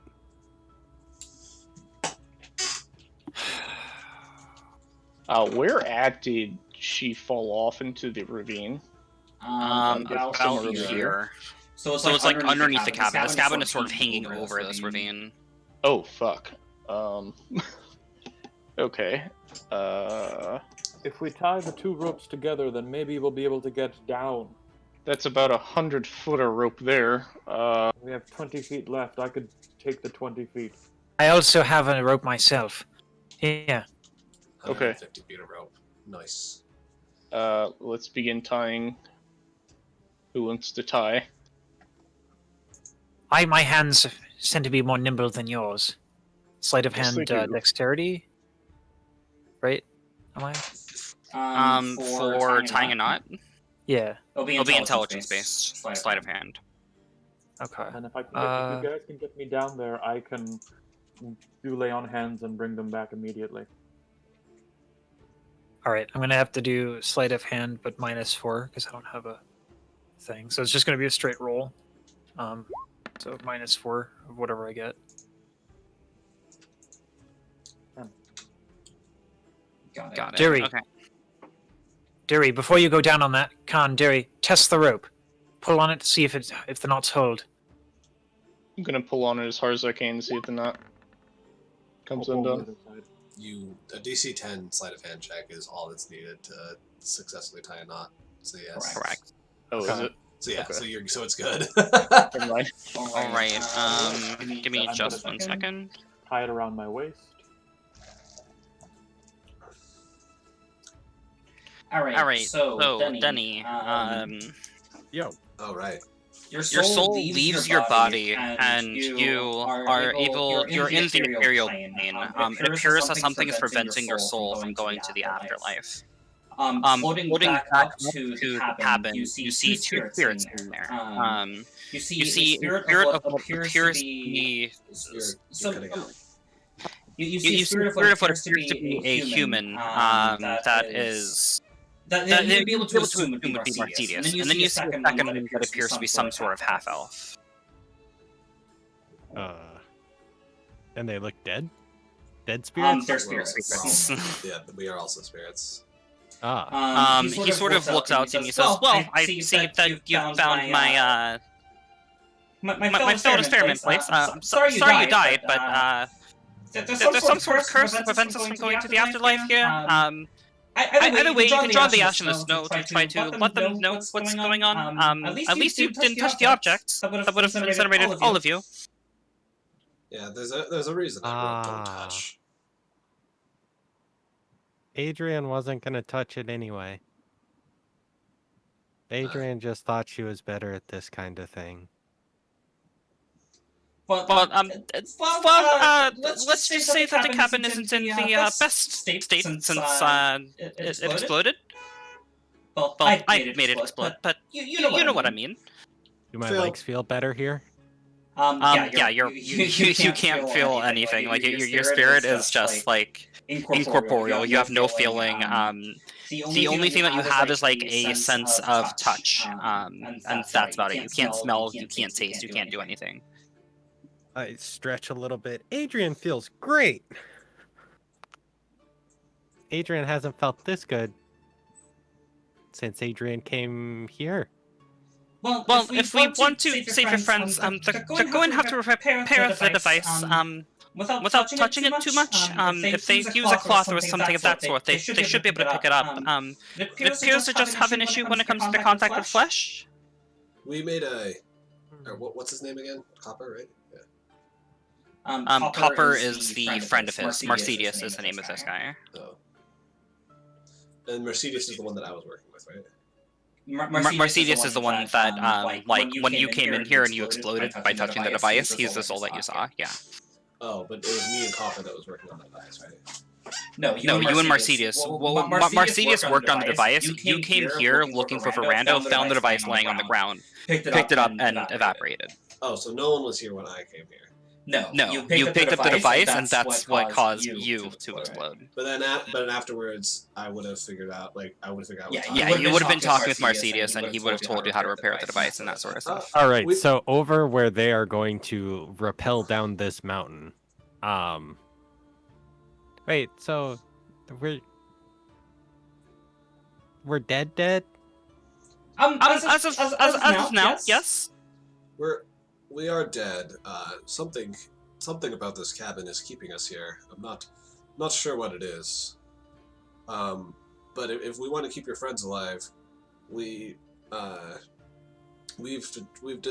informed me that he made a miscalculation when he was experimenting with the artifact. It's missing a ring that needs to be crafted from the metal that's here in this cabin. It was technically in the workshop. It just needs to be molded into a ring and then put on the device, and then the device should function normally. It appears that the device just wasn't capable of storing all the energy with just 2 rings, but a third one should stabilize it. And then this device should be able to stop the brine of the frostman, theoretically.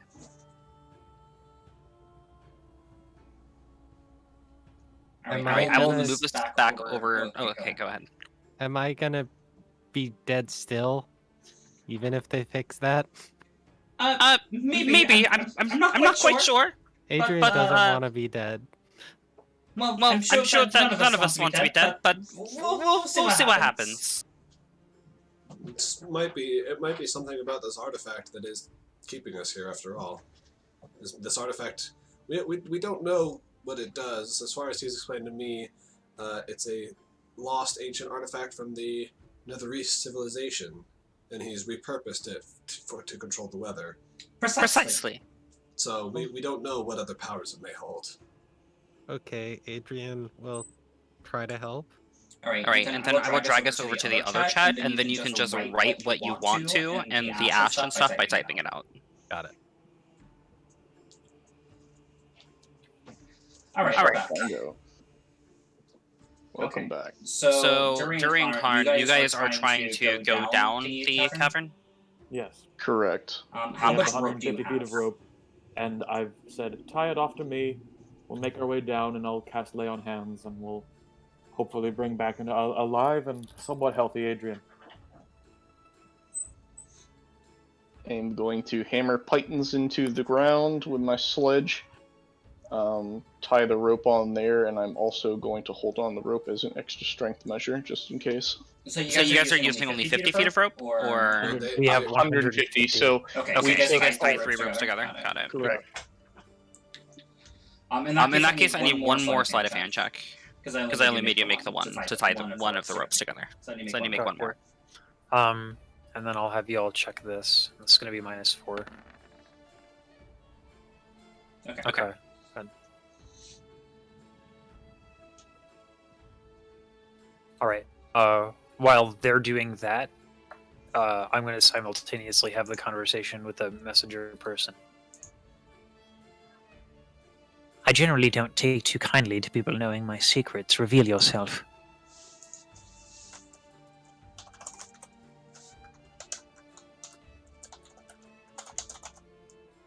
All right.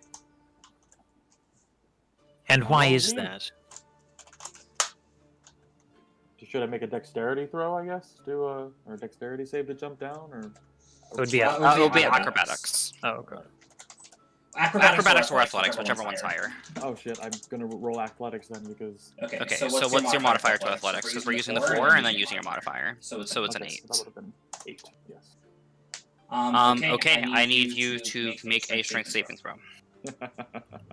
Of course. Oh no. So as you sort of jump down, you didn't have as well of a grip on the rope as you thought you did. Your hand sort of releases, and just sort of grasping at the air, you take. Oh, fuck. Oh man. Are we gonna have 2 people go down?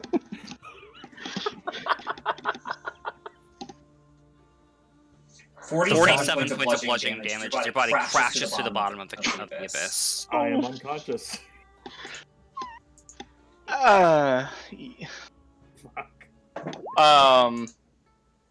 Okay, I am going to... 40? You said 44? 47. 47. Oh yeah, I'm in negative now, but not full negative, you know. Right, so you just hit 0. Okay. You didn't insta die, you're on death saves now. Would you like me to roll your death saves, or would you like to roll them in private? I'll roll them in private. Okay. Just do GM roll 1d20. Alright, I'm gonna hold on to the rope and I'm gonna attempt to climb down. Can, don't do it. It's enough. And let them die? They could still be alive. I can help, but give me time. Do we have time, though? Give me 60 seconds. Adrian, what do you mean it needs more ring? One more ring what? And what do you mean you're already dead?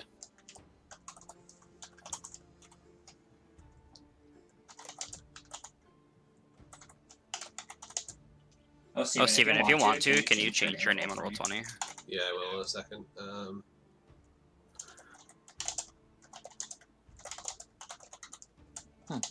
Is there another way down the cavern? Can I get to Derry in time? There has to be a way to get down here safely.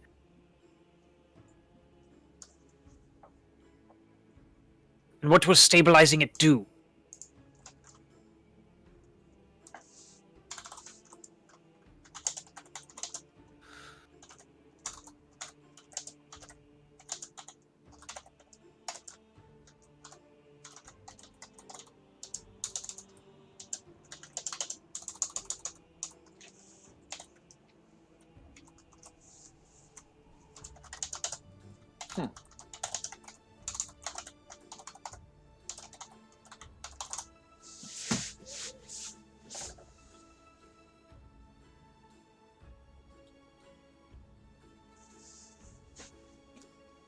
And where do I get such a ring? And more importantly, how do I get to the bottom of the ravine to help them?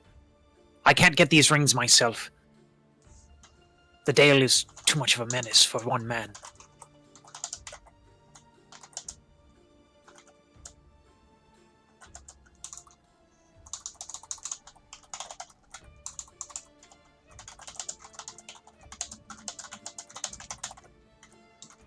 The workshop, babe. The workshop is I'm muted, but this I mean, this what door is the workshop? I'm gonna yell out, Verando! This one Okay. is outside. There's a spirit trying to commune with me, Khan. They might be able to give us another way that's more sensible than jumping down with the rope.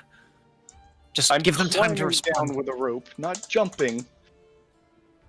Well, Dury made the climbing look like a jump. Let's not chance it. If there's another way, they at least can tell us. If there's not, then we can make the jump.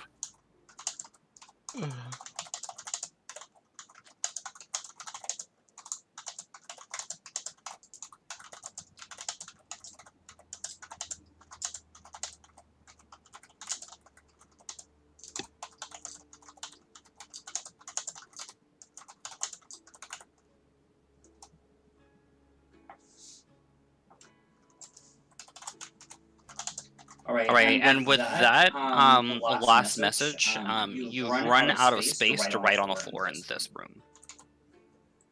Okay. Khan, I'm going back to the workshop. The spirit says we can fix the rhyme. We can end it if we just smelt the metals in the shed. I know this is confusing and ridiculous, but please, just give me some more time. Do you want me to help? Do you want me to go down? What do you want me to do? Prepare the rope for me to go down. The rope is ready. You give me a way to save them, or I forget this whole smelting and rhyme business, and go down and risk all of us our undoing.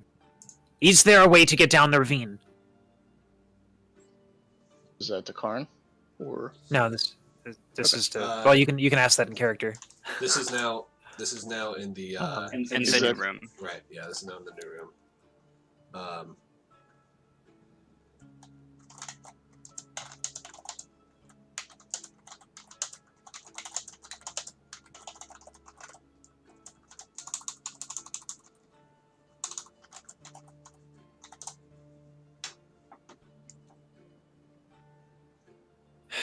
Khan, it seems that the rope is our only option. Then we go down. And I'm going to begin climbing down. Okay, make an athletics check. Khan, do you even have potions? As I begin climbing down, I yell up no. Right, you make it to the bottom of the ravine. Okay, Adrian, do I see him? Her, excuse me. Adrian is there. She is not breathing. You see Dury is breathing. Attempt to stabilize. Oh, hold on. What do I have? A potion? Medicine check. Attempt to stabilize. I am going to light a torch. Nice.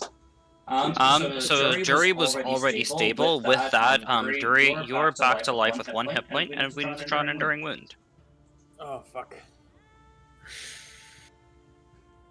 Oh. So let me pull up the deck. So wait. And then I'm just Go going ahead and draw a card. Sorry, I'm unmuting to ask this question real fast. A nat 20 medicine check works the same way as a nat 20 Death save. Yes. Cool. But it brings you back to plus 1 hit point. Okay. So I drew a card, I think. So the way that you do it is you click on the top card and then you drag it onto the map.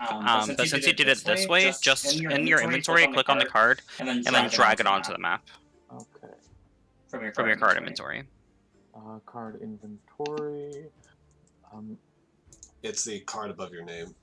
Correct. Correct. Got it. So just click on that and then click on the big card and drag it onto the map. There we go. Dynamic lighting. Right. So I'll read it. Bludgeoning Gotcha. damage, right? So yeah, mine it would be blunt. So.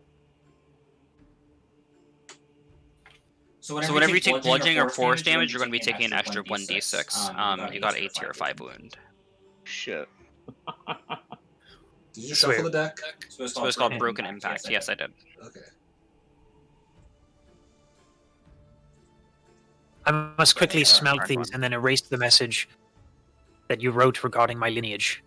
Unless you can erase it yourself. But I need that message gone. No one can see it. Wait, say that again. I didn't hear the first part you said. Okay. I need your writing about my lineage gone from any visibility, from anybody. And then I need help understanding how to smelt this. Do we have the proper tools here? Can I go back into the previous room and wipe it? Yeah, you can erase the message. Okay. Are you able to read that card, by the way? I'm trying to. Sorry. Okay, let me make it this way. Now you should be able to read it, right? I'm just moving it around still. It's, Here, I can just write it out. Sorry, thank you. You're good.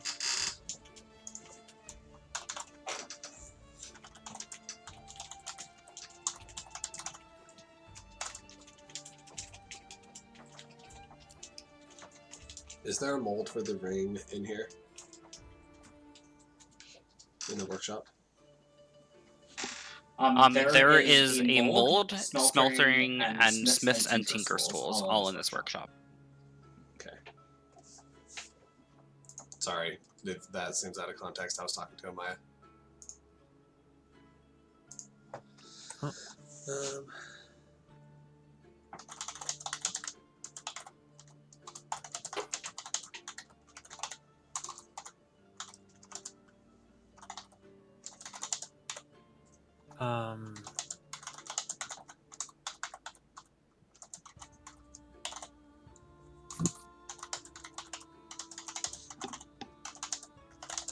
Now the real question is, how do we get you back up without falling? You would have to grab him and climb up the rope. That's With an athletics check at disadvantage. And then I need to get Adrian's body too. I don't know. Is it worth it? Am I going to be okay? Yeah, let me change Well, worst comes to worst, we both die. Oh. Don't be a hero. I am going to grab you and throw you over my shoulder. And whether you allow this or not, I'm going to try something cheeky.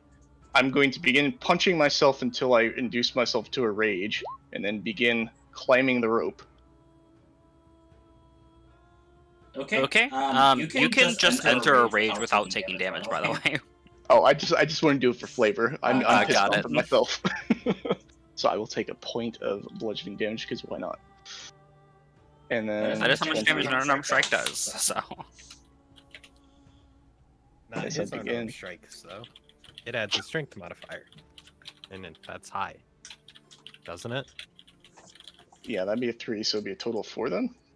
But it's okay, you can just take one, it's flavor. Oh no. You pinch yourself. And then get mad at yourself. So yeah, I climb up the rope with him, slung over my shoulder, holding on as tight as I can, while attempting to multitask. Okay. Is that your athletics check? Yeah, it is. Okay. You are able to get about 50 feet up the ladder, and I mean, 50 feet up the rope, and then you make another one. Okay. Every 50 feet, you're gonna make one, so it'll be 2. Okay, and to continue my rage, I'm gonna smack my head off the side of the canyon. Oh no. Oh fuck. Is that what the make a strength saving throw. You're gonna drop me. Ah.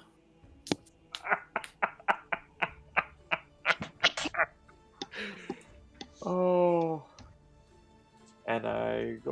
So the athletics was to see whether or not you hold on to his body. The save was to see if you fell.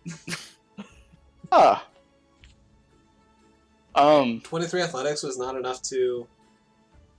I fall another 50 feet and take more damage now because I take these extras whenever I take 4. I may have killed him. Yeah, so give me 1 second.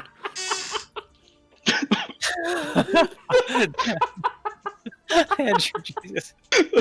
I was too angry and I dropped him.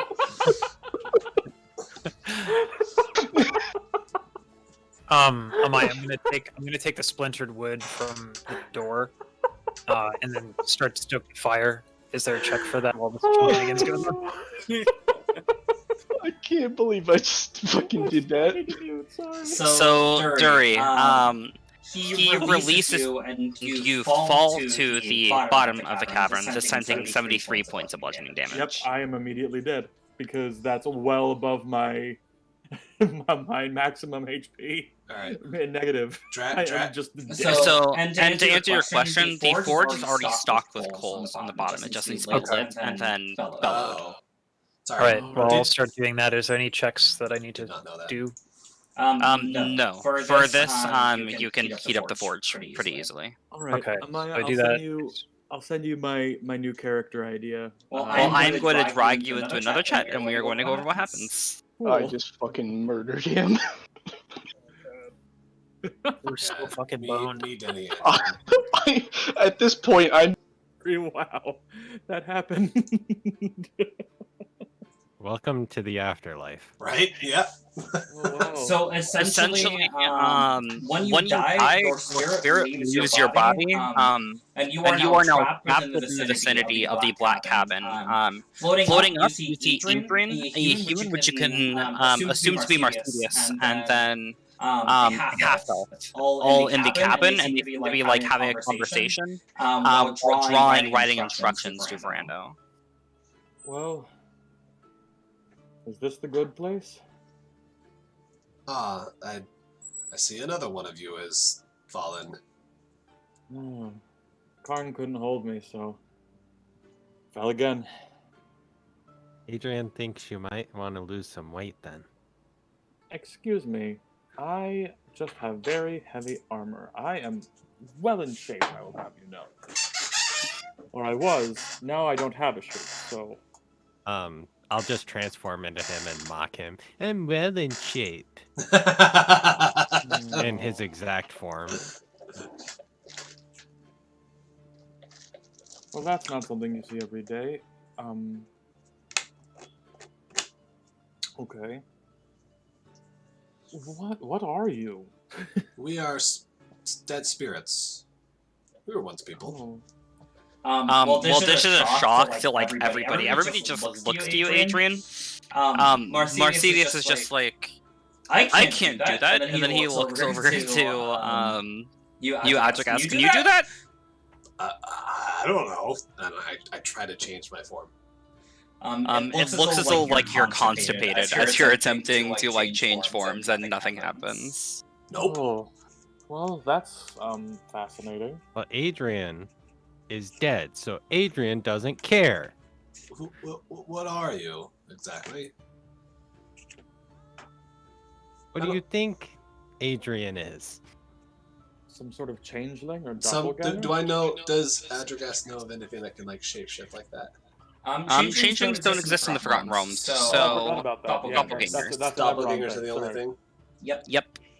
Ah, I've heard of these. I've heard of doppelgangers, but I've never actually seen one before. Fascinating.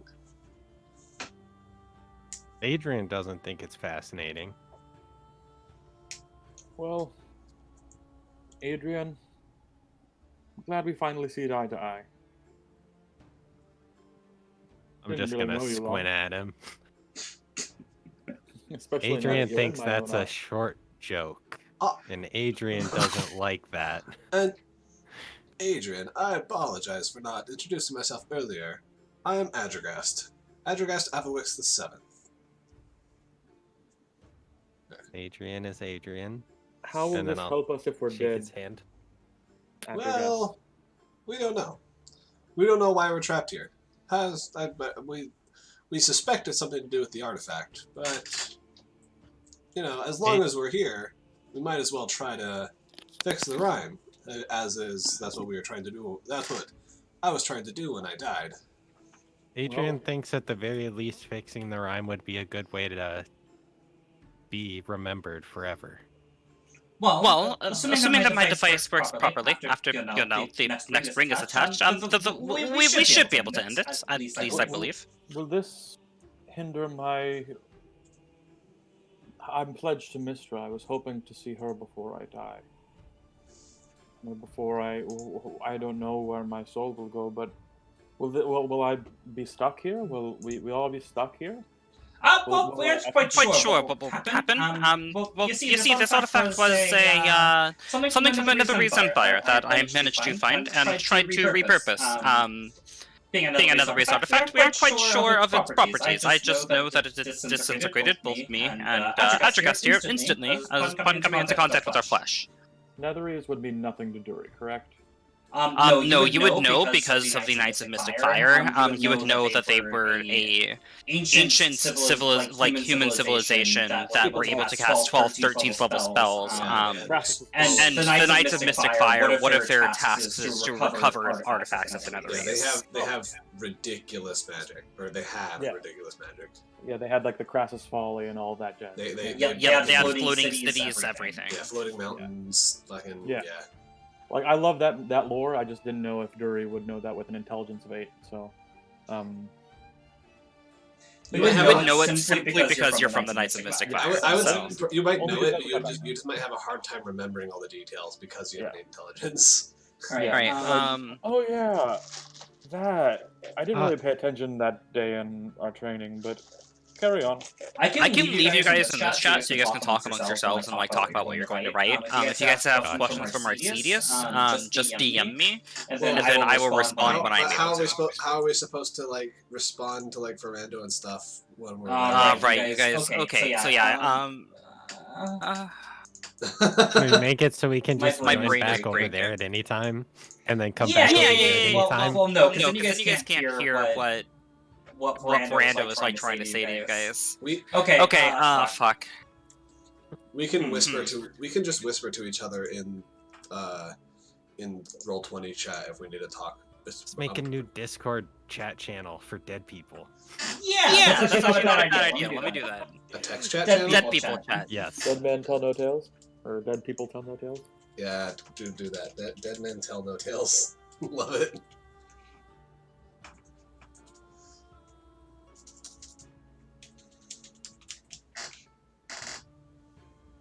Except for we do tell tales because we I was can, about to say, you know. just to make it dead men tell tales. Yeah. I will make this only visible to spectator/old player, and then I will give you guys all those roles. Well, actually, wait, no, you can assign members to these now? Oh, nice. Huh. I didn't know that you can assign specific members to, like, chat rooms. That's cool. That's cool. Hey, there it is. Okay, so now we Alright, can... Alright, now we will drag over to the other chat. Okay, we are back. So, Veranda, you are able to smelt. It is going to take an hour for all of the metal to melt. And Karn, you are able to climb back up the remaining rope without any issue. Okay. I'm going to go up to Veranda, walk my way back up there.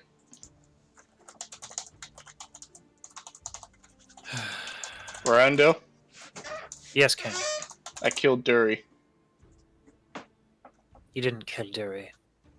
Ken, you failed to save him, which is fine. Happens. No, I saved him. But trying to bring him back up, I dropped him. And I believe he's dead. Damn it all. Jillian, Dury, Adrian. What a hell of a day. I would go retrieve the bodies, but I'm afraid that it might not just be worth it at this point. No, Ken. You can't possibly put yourself in more danger as well. Now, what are you doing? Tell me. So yeah, as you guys are doing this, you guys see on the table, somebody angrily writes, just smelt the ring already. It's being smelted, you writer of words! So, yeah, I'm going through that whole process. Ken, there are some people writing words on the floors and the walls.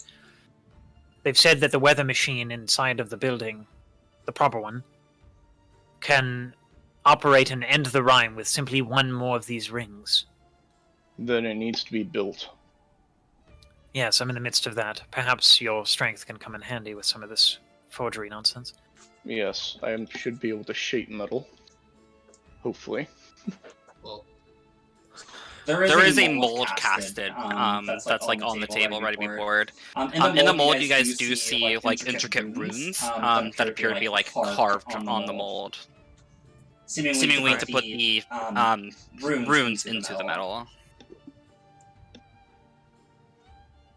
Khan, I don't know if you have any experience in smithing, but do tell me if I'm doing this wrong. And so I'm going to take the metal that's been smelted and cast it into the thingamabob. Yep, so after about half an hour, you take it and you pour it into the ring, and you watch as the metal almost instantly cools. It is still red hot, but it's holding its shape right now. We should let it cool. Yes, I agree. There was one last instruction. No one's skin should touch the weather machine. I'm thinking I'll put the ring upon my rapier and try to gently put it where it needs going. Which reminds me, writer of messages, how do I, where does the ring go upon the machine? Let me show you guys what it looks like. I believe I have it somewhere. Also, is there like blacksmithing tongs here by chance? Yes, there's a full smithing tool set. Okay, so we should use those to pick it up then. It'll probably be easier. This is what it looks like. Ignore the name because you guys wouldn't know that, but that's what it looks like. So okay, so it's like a 4-ring fucking okay. It's two rings currently, and you guys are attempting to put a third ring onto it. And I'm assuming it's going on the outside of the second ring.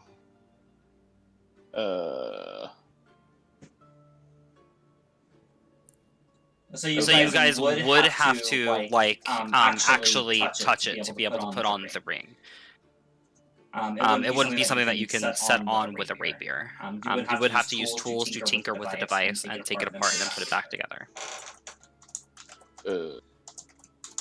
Adrian? You can write through the dead? Wait, Adrian is dead. I saw her body. Karen, do you have gloves? Something Of is course I missing. have gloves. And I pull out a big pair of leather gloves. Dewey, I killed you, though. let's not have time for questions. It's beginning to run out of room to write in this room. Save your words. word. Probably write about 2 more messages. That are no more than 10 words each. We will She's need at 20 words left. We will need the space. Can Yes. put snow on the ground in this room and ask questions pertaining to the ring that way. If we cover up the old writings, perhaps they can write upon the snow. I grab a shit ton of snow and I bring it in. And I throw it in a random corner and fluff it down so it could be written on. Yep, That works. That gives some more space to write. Okay, and I will put my gloves on. Is the ring cooled by this time, or? The ring is cooled, yes. At this point, I'd say like half an hour passes. Okay, Is the building the ring going to be like a skill check, like a sleight of hand? The ring is there now. It's casted. Okay. With the ring set into it. At this point, you guys just need to attach it to the artifact. Okay, so I'm going to need those gloves, Can. I don't think you can fit through the window. no, I cannot. And then I will hand them to you. They're just slightly too large for you, It though. looks like it's attached with like pythons and With stuff. pins. Wonderful. Yeah. Are there Alright. more pins? Hand me the ring through the window, There is Can. the pin going through and then the pin going through the top. So there are Okay, 2 and pins. So how I do they use attach the tongs rest to pick up the They ring, take and I out the hand it to pins, him. They put the ring on, then they through the repin window. pins. And I have the gloves on, and the machine is Did we know right that? You would know here, that, right? Because my left. Martinez would have gone over to the the table. device with you. Okay, Okay, I'm sorry. What are you doing? I'm attempting to put the ring on. I have Karen's gloves on. Okay, Okay, so you are picking up the device. Yes, with gloves on. Okay. Okay.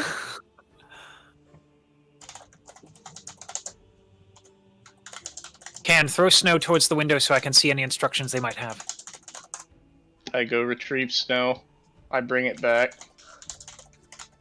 and I put it on the floor enough to where I can fluff it down within reach. Alright, and as somebody to put on this ring, I need you to make a Arcana check based off of dexterity. Okay. So you'll be using Yeah. So are you using any tools to do this, or are you just trying to do it by hand, or? And I did write instructions. Boy. Well, I have the tongs, so I imagine I'm going to try and handle the rings and stuff with the tongs. I could bring you the tools.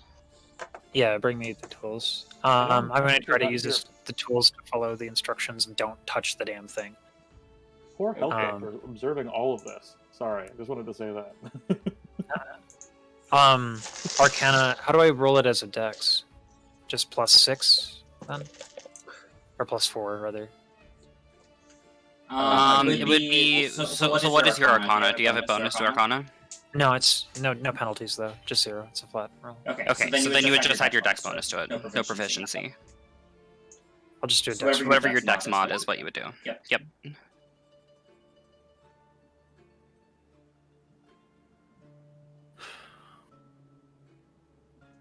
Okay. Okay.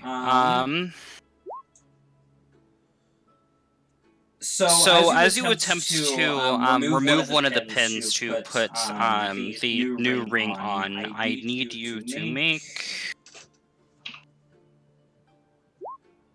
a Constitution saving throw. Oh. Yes, I can do. My God, please don't die. Please don't die. Alright, and you are taking...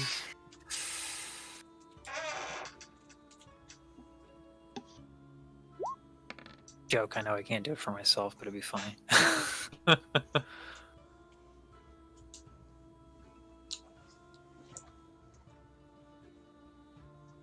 103 points of radiant damage. Holy shit.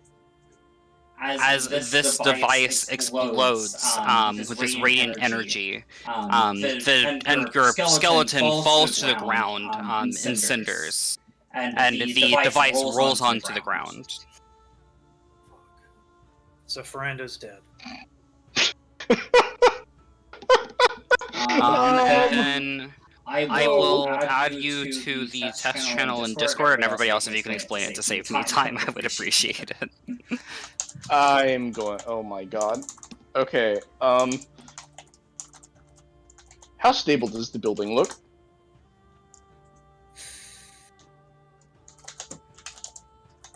It looks as though like it's not that stable at all.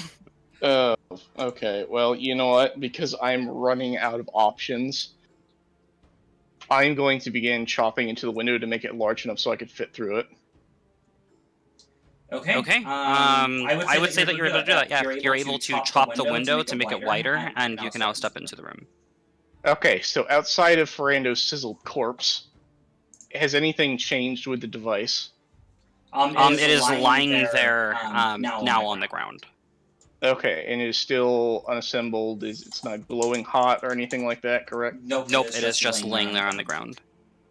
Okay, are my gloves still intact at least? Your gloves have been incinerated. You just see now three charred black skeletons sitting on the floor in the room. Okay, gonna walk back into the workshop. Do I see any gloves? You see gloves lying along with the Tinkerer's tools. Okay, I'm gonna grab the Tinkerer's tools, the gloves, put them on, and Karn is going to hit the gloves on like a mad doctor, and we're going to attempt to build this thing because I have no other options at this point. Alright, make a Dexterity Arcana check. Dexterity Arcana. Okay, so I have a -1 Arcana. I'm not proficient. Well, it's going to be going off of your dex, so it would be a straight dex roll. Okay. Alright, so you take out the pin, you're able to remove the pins and put the ring onto the device and put the pins back in. And the device now has a third ring on it. How do I Does tell anything them to happen? Nothing happens. The device, picking it up and handling it, it appears to be the device. Dead people, you would know that the device is now stable. How do I? Well, dead people. Now what? How do I know that? How do I tell them how to activate it? Like, do I know? It requires attunement. So you spend an hour to attune to it, then you can activate the device.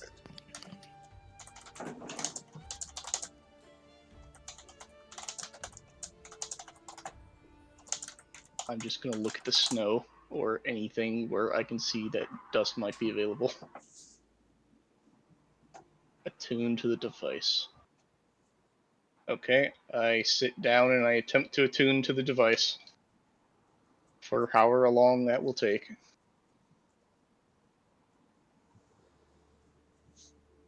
Okay. You spend an hour attuning to the device, and you learn that it is a summer star. While holding the device, you can use it to cast control weather from it at an amplified level.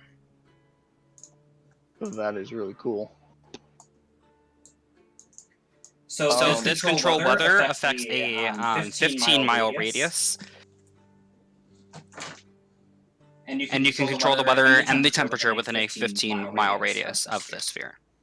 Can I pretty much say if I want, I can clear the clouds and have it essentially become daylight within a 15-mile radius then? You can't have it become daylight, but you can clear any weather and like any ill weather effects, and you can control the temperature. Okay. Well, it's complete. But now I'm alone. Now what?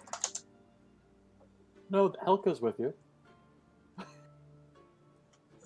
Oh yeah, I forgot that she is with us. Where'd we leave her again in the sled? What? Tell him to activate the device. Oh. Activate it. I activate it?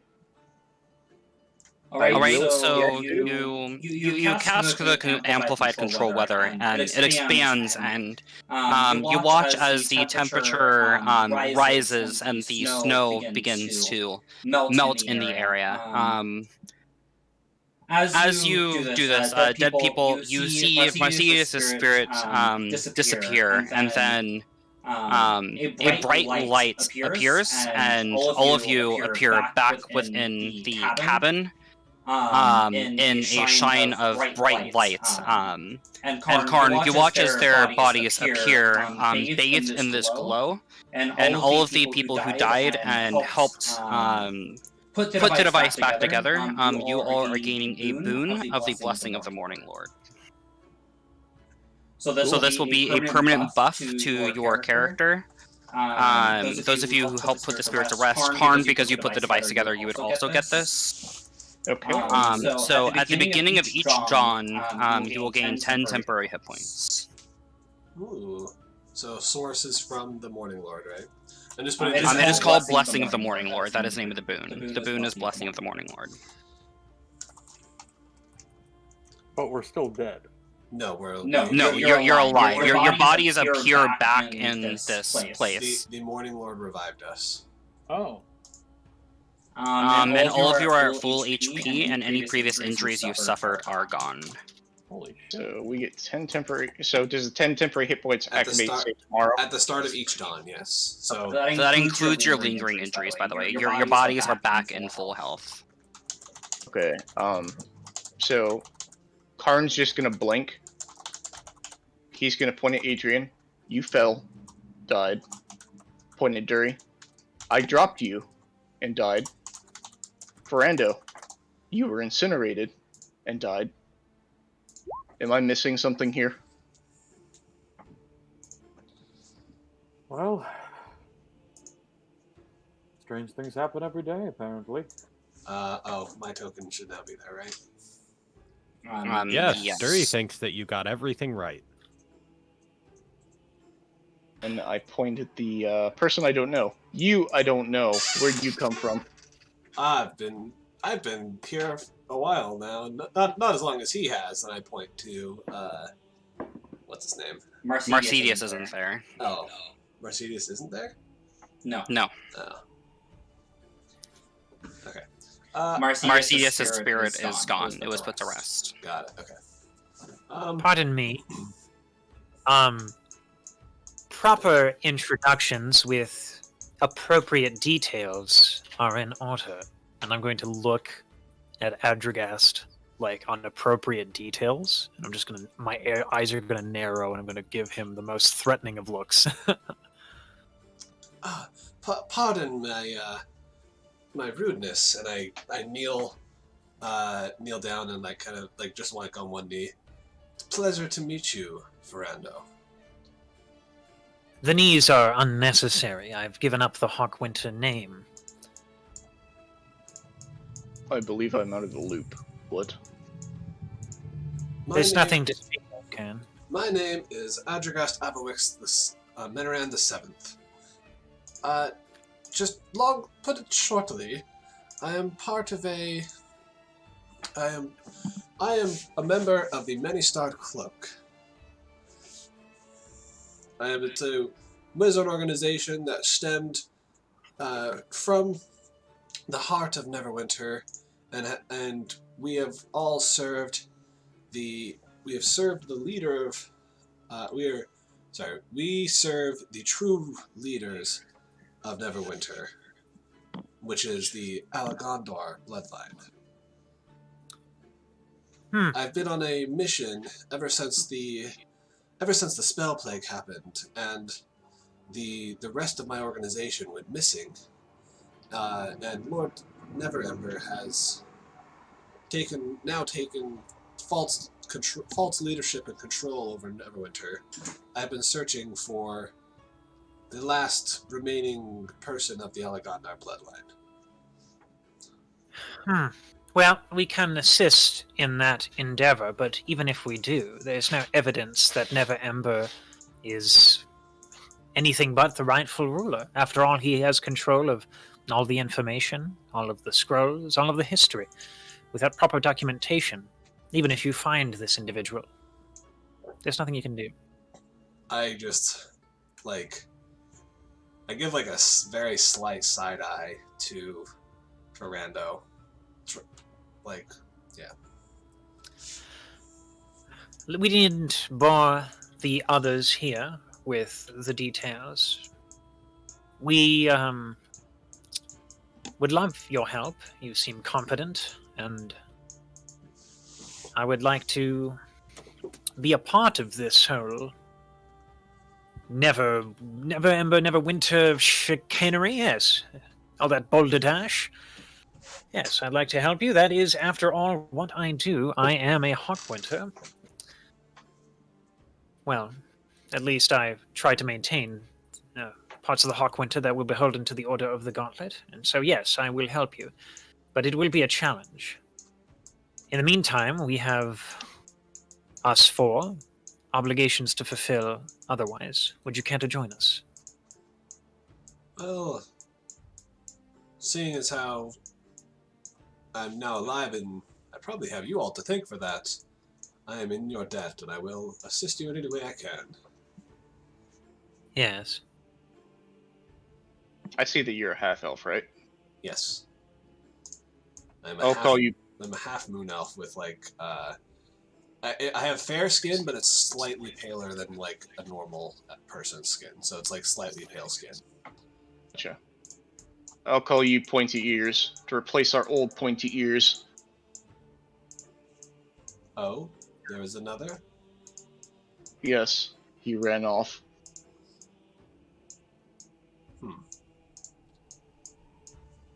Well, I'd say it's been quite the day. Why don't we rest up and continue our journeys? As you say that, you guys watch as the summer star loses its light and begins sputtering and then ceases to function. And then a raging blizzard, unlike the likes of which any of you have seen in your time of Icewind Dale, descends upon this region of the cabin. And I need all of you to make a frost check as this instant burst of cold hits you. So basically, the device is completely inert and useless now, correct? It used its power, yeah. Okay. I still want to hold on to it because fancy item. Would I have had regular cold winter clothing? As you would have had cold winter clothing, yes. But not like the Yeti fur-lined one, right? You would not have the fur-lined, no. And do we get an additional +5 for being inside the cabin? Yes, you would. So I have a +10. Okay. So that might have be 34. So 1d20 +10 for me. Cool. Nice. So I have 36. For Rando, you are getting affected by frostbite. I have the only one who 24. fails. I have 24 on the roll. Yep, I'm aware. Oh wow. Oh shit. Okay. She did say it's a particularly bad. It's the worst blizzard we've ever seen. Okay. So you are suffering from frostbite. All right. And then you guys hear this whisper on the wind. I've warned you not to take what was mine. I'm in danger. What is this voice? What is this? That would be the Frost Maiden. And you guys can see out the window. You guys can see what appears to be 3 things made out of ice, and a thing with a glowing eyes and a head. You want to go ahead and delete the Jillian token now, since I don't need it? Yeah. Wait, a you can sphinx? delete it. Can I? So there's 3 of the little frost beamy majiggers, and then there's a sphinx. What? Oh, there's one of the light guys that I almost died to last time. I don't know if you guys can. I'm going out the. No, you guys can't see it. Got it. Shoot. Oh. I didn't have any of my spells that I haven't chosen any of my spells that I've prepared. I need to choose those now. Yeah, please choose them now. How many spells can I have prepared? And then all of you, gain your 10 temporary hit points now because the blessing would have triggered. Okay, cool. So with it's for wizard, I can prepare a number of spells equal to my wizard level plus my intelligence modifier. So that's 8. So that one. Let me pull up monster sheets. Ace methods, I like those things. Wait, can you see the name tags again? Yes, those ones do have it on there. God damn it. We also saw the dragons one. Yeah. The dragon one you guys were supposed to see. You guys weren't supposed to see these ones. Though. I don't know why they have all of them visible. Like, I can understand for NPCs, but for monsters they should not have them enabled, but they do. No. I'm going to... I do just recognize those tokens, though, because they're in Storm King's Thunder as well. I'm sure. They're everywhere. Those are common monsters. Andrew, as Dury, I don't believe you could get through the window. Well, I chopped up. Karn chopped it open. Gotcha. Yeah, there's like a giant, That's how he got in. horrible hole in the window now. Gotcha. Okay, sorry, my apologies. All right. Good to know. I'm stuck. Yeah, we commenced combat with Dury just stuck in the window. Give me just a second. I am still setting up their sheets. Oh. I'll morph back to my normal size. 6, 7. This has been a crazy session. And Yeah, this has been bizarre. Yeah, this has been something. what should be my last? I'm on an emotional roller coaster, and I have no idea where this shit gets off. It doesn't. Here, I thought I killed someone. There we go. I did kill someone. And you technically did, yeah. And Yeah. I saved 3 people, so I I have guess chosen my prepared spells now, so we're good. Likewise. I didn't have any prepared spells because I was not planning on playing this character anytime soon. But it's going to be fun to play him now for sure. Can I go ahead and cast a spell now that I see, now that we know we're going to be under attack soon? Can I cast Mage Armor on myself? You can, this is before the combat begins, Okay. so I will cast Mage Armor on myself, which will give me the AC of 13.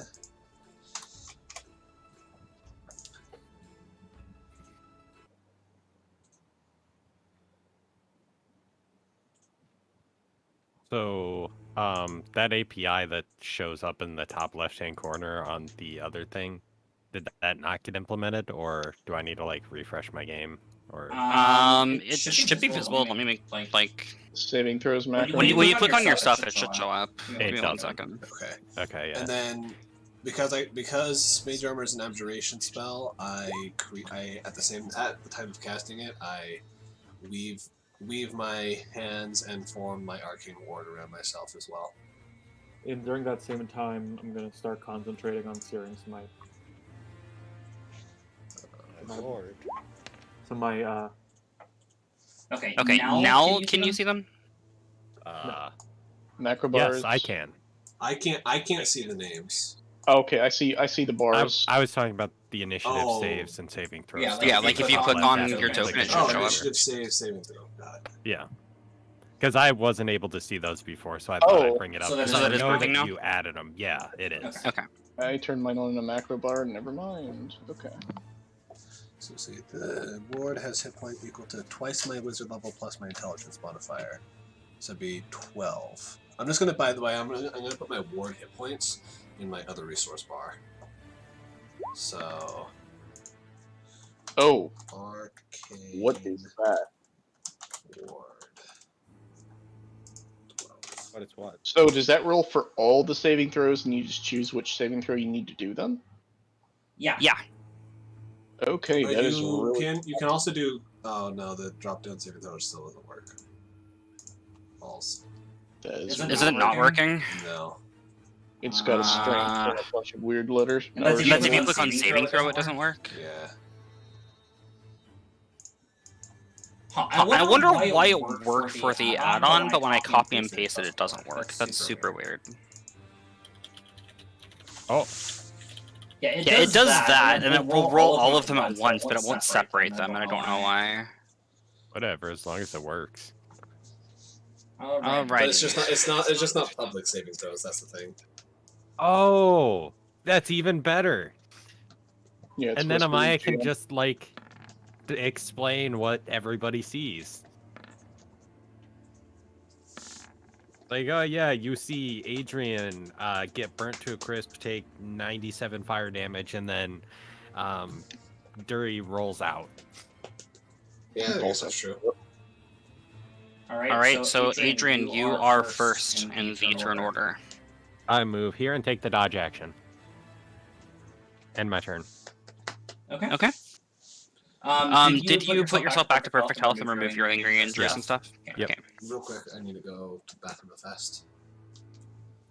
Before we get too far in this combat. I need to pee, and then I also need to change my shirt because I'm the person who's gonna like sweating. I refuse to go out there and fight those things. We have the high ground.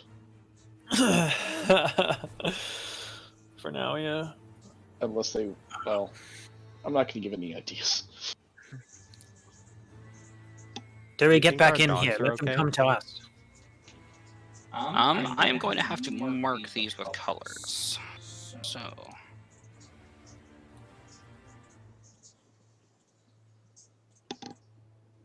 Yeah, I'm going to make that one an easier color to see.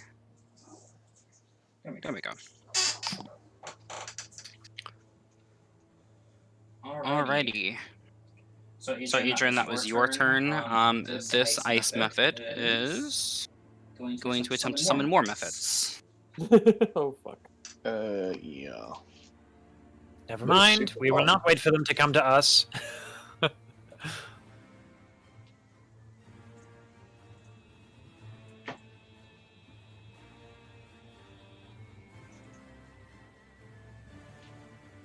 I'm gonna need to roll another one. Do you have any javelins left? I have 6 javelins. Okay. Not enough for everything, though. Yeah, no. And our we do have a spell slinger, but our ranged combatant is gone. There we go. Do you have? Well, we have a wizard with us, for God's sake, so that's good. Yeah. So you guys watch as this method stabs its icy claws into the ground and appears to pull up. And as it pulls up, you guys watch as 3 more methods claw their way out of the snow, and one appears 20 feet underneath the thing below you, Dury. Okay. Looks like we have in this combat. Alright, and that is that one's action.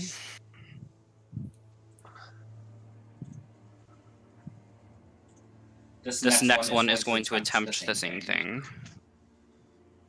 It's going to attempt to summon more. Oh, yes. It is unable to. So it like claws into the ground and attempts to pull up. And when it claws its way out, nothing else appears. Right, Adragast. Okay, so I can see this, like, these 3. How far away is that?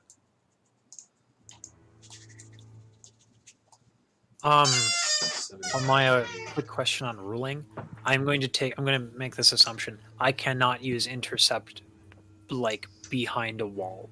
No, you cannot. Okay, so let me That's not in the description.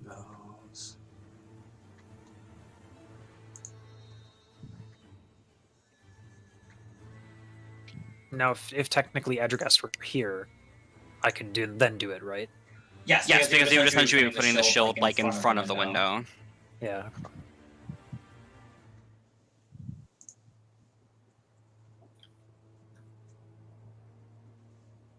Would I have had? I wouldn't have had this, right? For the chromatic orb spell that I have, I wouldn't have. Would I have had up to this point? I don't know if I would have had it before I lost it, or if I did have it before, or if I do still have it.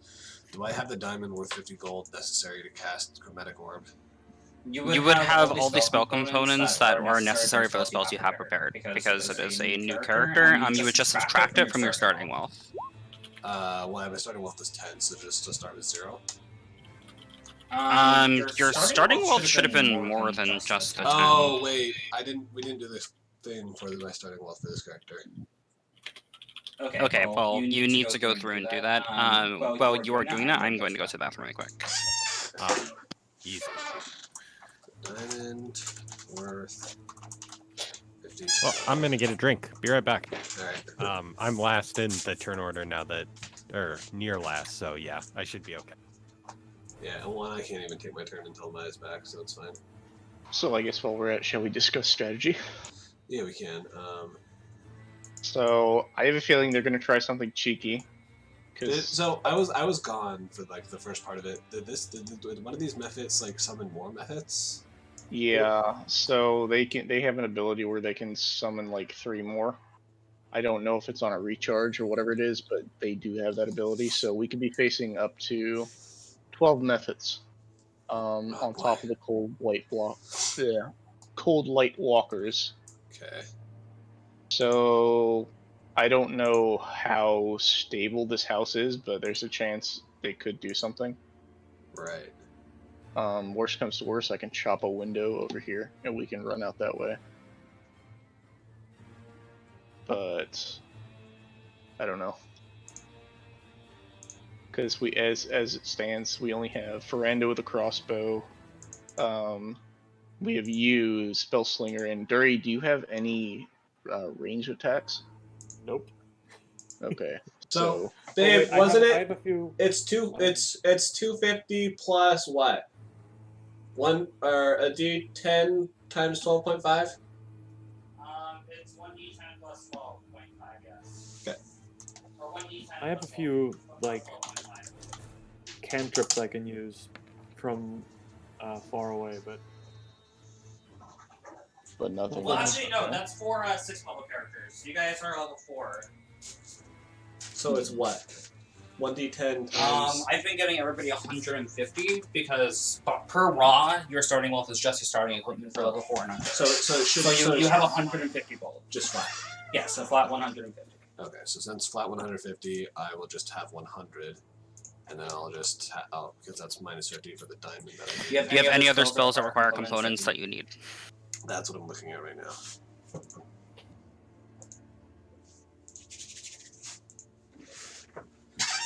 I don't have identify, so that's not anything. I don't need the pearl right now, so no. The elusive pearl.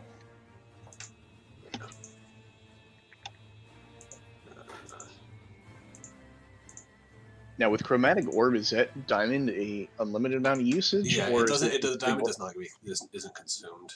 It's just that it just has to state whether it's consumed or not for the cost of material. Okay. Yeah, I just need the diamond to cast it, and then but it doesn't get consumed. Gotcha.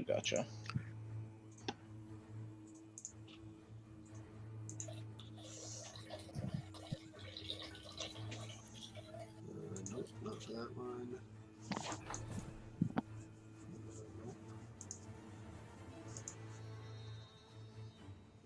Nope. Okay, so yeah, it was just the diamond. We're good. So yeah, so I will move. Ooh. Oh wait, I need to set it up too. Update only on drop. Yeah, I'm like, wait. As I started to move, I'm like, oh, that's wrong. There we go. There we go, cool. So I would move up to here to get like a better view. And this is the way out, right? Yep, that's a chopped window. So that was 20 feet of movement because I had to move through your space. Ooh, yeah, there's like a lot of shit up here. Does this one look different than the others? All of the ice methods look the same. Okay. So why does this one have a purple dot? All of them have color dots. Yeah, but these ones have It's to represent like their summon ice methods. I had to mark them that way so I know which ice methods came from which method. Uh. All right, I'm back. Welcome back. So we saw the ice methods in the back, some in the ones up here. Correct. Okay. So then I will the one that I saw summon shit, I will throw a chromatic orb at that one.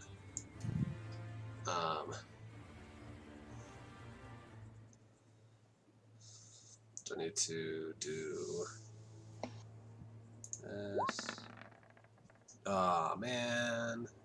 That is going to miss. Which damage type are you selecting? I was gonna do probably. We'll do like. Definitely not cold. Probably just would have done fire. Right, so you form the arcane sigils, and then as you push out, the weave sort of expands with your magic and sends out a ball of fire that crashes into the snow and melts the snow. Well, that didn't work. No, but it was quite impressive. And then I'm gonna. I've used 20 feet of movement. Can I move here with my, like? Can I?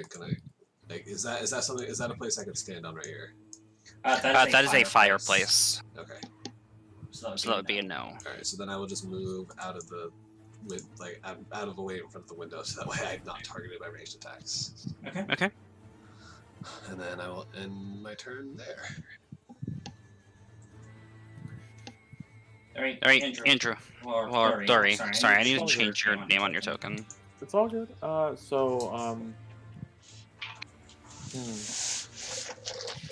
I'm back. Am I late? Nope. Awesome. Now that it's watered down, this is the amount of sweet I wanted it to be, babe. Give me 1 second. I am updating his token. That way, so it's actually correct. So before you do anything, let me just go through and update your token.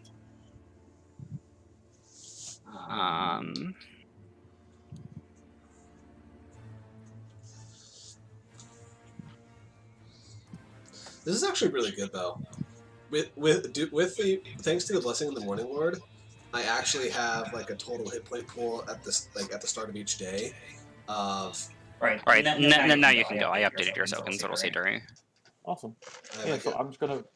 Go ahead. I'm gonna jump down that 20 feet, and hopefully in my jump, I'm going to come down with my hammer for an attack on the method. Okay. Dark Souls style. Yeah, right. Ooh, nice. Does jump negate fall damage? No, it does not. No. Okay. But I will also. I mean, that's also going to have my Searing Smite on it. So that's. Then. Oh wait, you're taking additional damage. Nice. Oh wait, no. Your Wing Ranger is gone. So I have 3. How many feet did you 3 fall? plus 5. 20? 20. Yes. That's what 2d4. It's 2d6. Well, it compounds, so it's 1d6 plus 2d6. Oh, so 3d6. But then, It compounds. then wouldn't that also affect, like, if he fell on top of the method, wouldn't that like be a landing object on top of the method, like a projectile? No. Okay. I'm not gonna like wander into those realms. Yeah. So that's Okay. 3 bludgeoning So and 5 damage. And it needs to make a DC 15, I believe. Wait, how much damage did you take? So I don't know. You were taking 10 bludgeoning damage from the fall. Okay. And then you said that you're putting a smite into it as well. No, I had the. He was I had the was Searing Smite. concentrating on the Searing Smite. It's a level 1 spell. Okay. So it needs to make a DC 12 con save.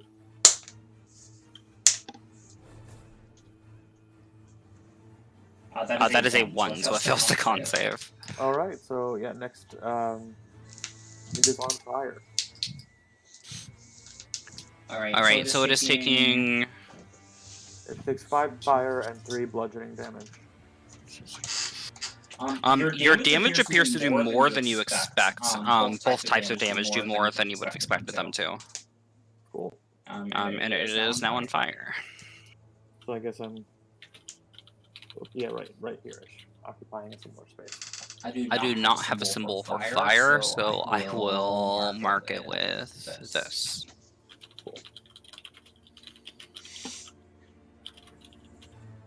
Yeah, and I... Do I have anything I can do for a bonus action? There's a bunch of bonus action spells, but... Oh, and then I will...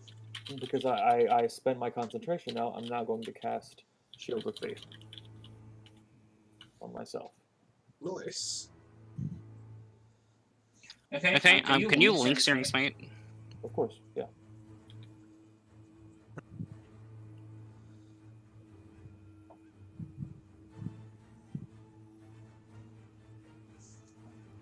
Okay, so you are dropping Searing Smite for Shield of Faith? Searing Smite, he casted Searing Smite before, was concentrating it, and Searing Smite dissipates when you on your next hit.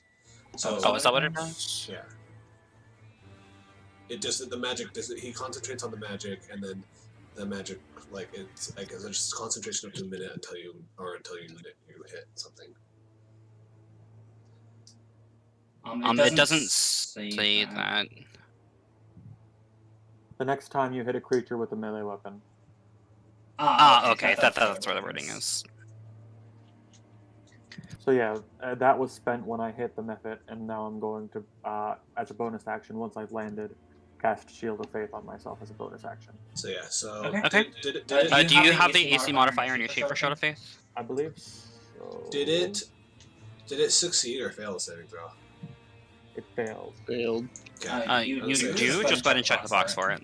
The because with it failing the saving throw, you do still have to maintain the concentration on it to do the damage on the beginning of its turn. So yeah, so that part would be dropping if you wanted to cast Shield of Faith. Okay, then I do drop it, and I still cast Shield of Faith. Okay.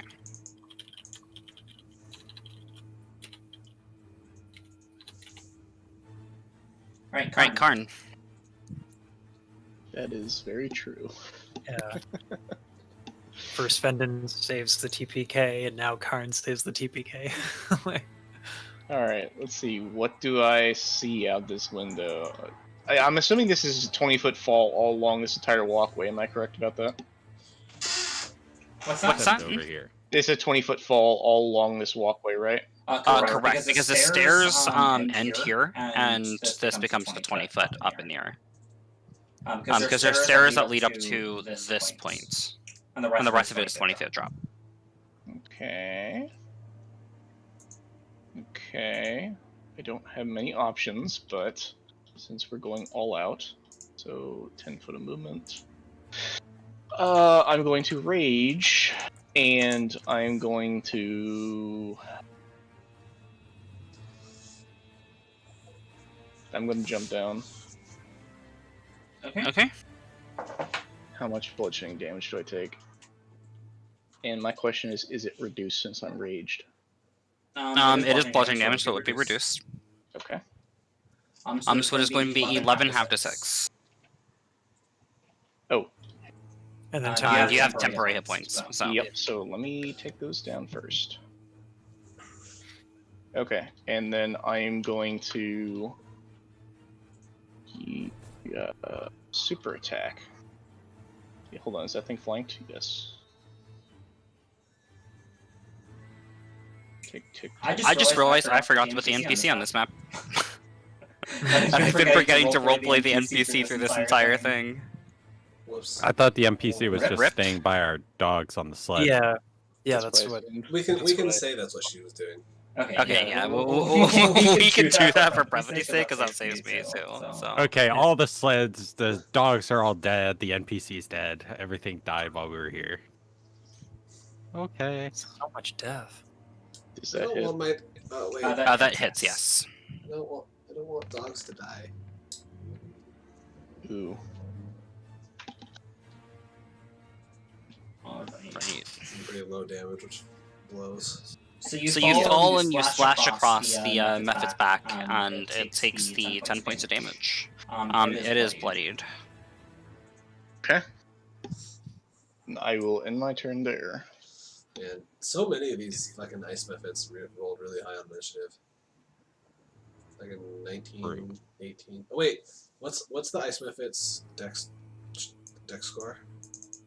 It has a +1. Okay, so yeah, it would go before me. We're good. Do you roll a 5? Oh no, you mean the other ice method, the one that rolled an 18. Got it. Yeah. All right. So the Cold Light Walker, it is going to move here. And then it is going to point its finger at you, Dury, and then fire 2 shots at you. Alright. Come at me, bro. Pew pew. That is a 15 and 13. So they both strike the ground next to you, sending the snow flying up.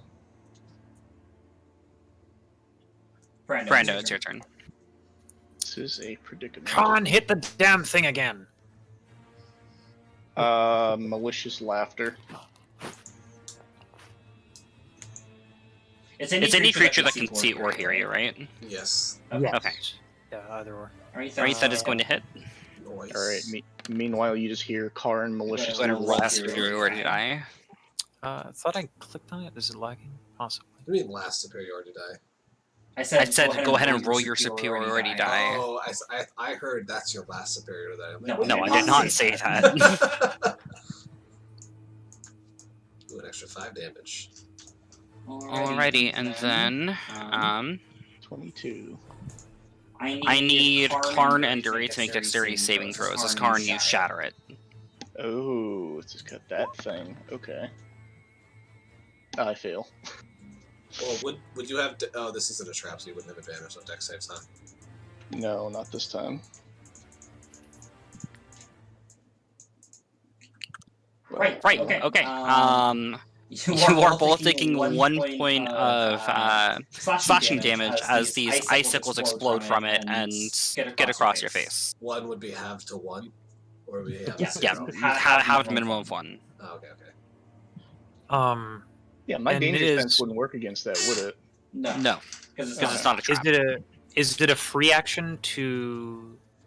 The crossbow requires me to have both hands. You have to have both of your hands correct. Okay, so it's a free action to drop the blade, right? But then a full action to change shields, right? Yeah, full action to equip your shield. Or drop or unequip your shield. We just lost Denny. Yep, and he's on his mobile now, so I think he might have lost internet connection. Wait. Why did we lose Denny? I don't know. His internet may have died. I have the stream remote, so I didn't hear the beep, whatever. I'm going to end my turn there. Okay, so I was having PC problems or internet issues. But things are back. Okay. So what did you say you were doing, Fernando? I'm ending my turn. Okay. This ice method is going to reach its claws into the ground and attempt to summon more. Yeah, that's one of the back ones. Okay. It fails, so that is going to be its turn. 1, 2. Okay, so the back ones seem to be the issue. Adrian, it is your turn. Alright, my game is loading. No problem. Do you want to put an X on that one of my... Oh, yeah, my bad. Did Dury live? Yes. Did Dury live good? Or did he live bad? They took 1 point of damage. Yes. Yeah. Oh, okay. And I didn't drop him this time. Yeah, don't drop him again because we won't be able to be revived again. No, I think that was our one moment of God saying, "Oh yeah, here you go, second chance." So the frost rays did 1 damage? No, the frost rays missed. The ice rays was okay. 1 damage. Got it. The Mephit I was so exploded into confused. shards of ice. Just like those magnums where they explode. Yeah, I started having issues as soon as I heard that Daria was gonna get shot twice by that. Here. Got it. So I'll move here. I will jump down. I'll use my reaction to not take any fall damage. Okay.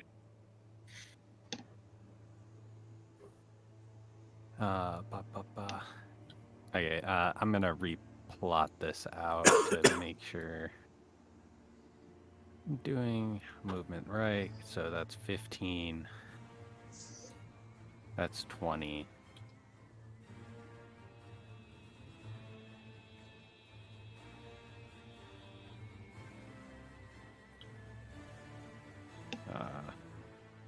That's 40. I can use any movement to, like, go around. I'll bonus action to dash. Okay. Oh wait, I don't have frostbite because the. No, I do. That happened after the morning light. Correct. Rip it. And that's 2 levels of exhaustion, right? Yes. Wait, he only failed it by... Wasn't the DC 25? He only failed it by 2 points. By 1 point. Yeah. Oh, You gain 1 point of exhaustion, my bad, not frostbite. Okay. Oh, so I don't have frostbite. No, you gain 1 point of exhaustion because you didn't fail by 5 or more. Yeah. Oh. The DC 25 and you got 24, so... I will attack with the pumpkin staff. Okay. That is going to hit. Not one. You strike it with the pumpkin staff into its frozen limbs. I'll flurry of blows.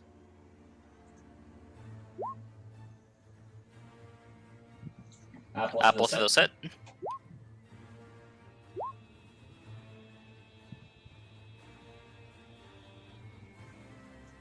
And then you punch it twice, and you feel its cold limbs just... Yeah. You should feel its limbs and it's cold as you punch it. Nice. I'm done. Real quick, out of character, did you guys pick up all the shit that we had on the ground that the Beatrice just left there? Yes, I put it and I threw it inside the sled as we yeeted out of there. Got it. Just making sure all those magic items were just lost. Yeah. I just kept the pirate cutlass in my inventory. Alright, this method.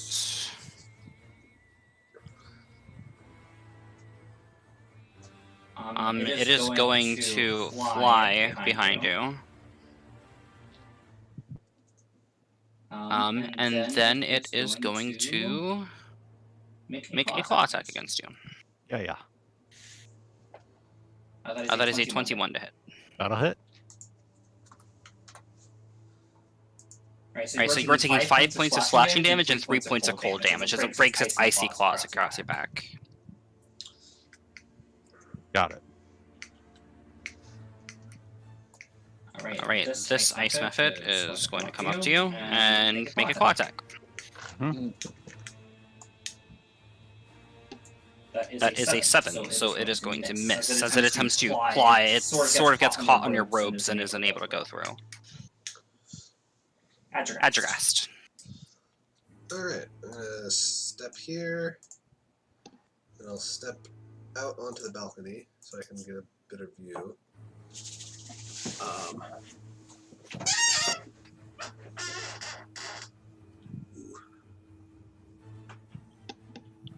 Alright, I'm gonna go ahead and cast Scorching Ray. So I'm gonna make 3 attacks. I'm gonna do them separately, like one at a time. I'll hit this. I'll do the closest one first, I guess. I'll hit this one first. Alright, attempt to attack that one first. That hits. Oh, nice. So that's 6 fire damage to that one. Your damage does more than you think it does. More than you expected. as a portion of its body sort of melts. Is it so it's still alive? Yes. Yes. I'll throw a second scorching ray at that one. That hits. For 9 fire damage. This time a much larger portion of its body melts away, and it is now bloodied. Okay, and then I'll throw my last scorching ray at it.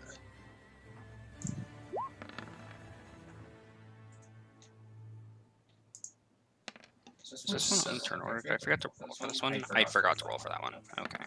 Doesn't matter. Hopefully I kill it, right?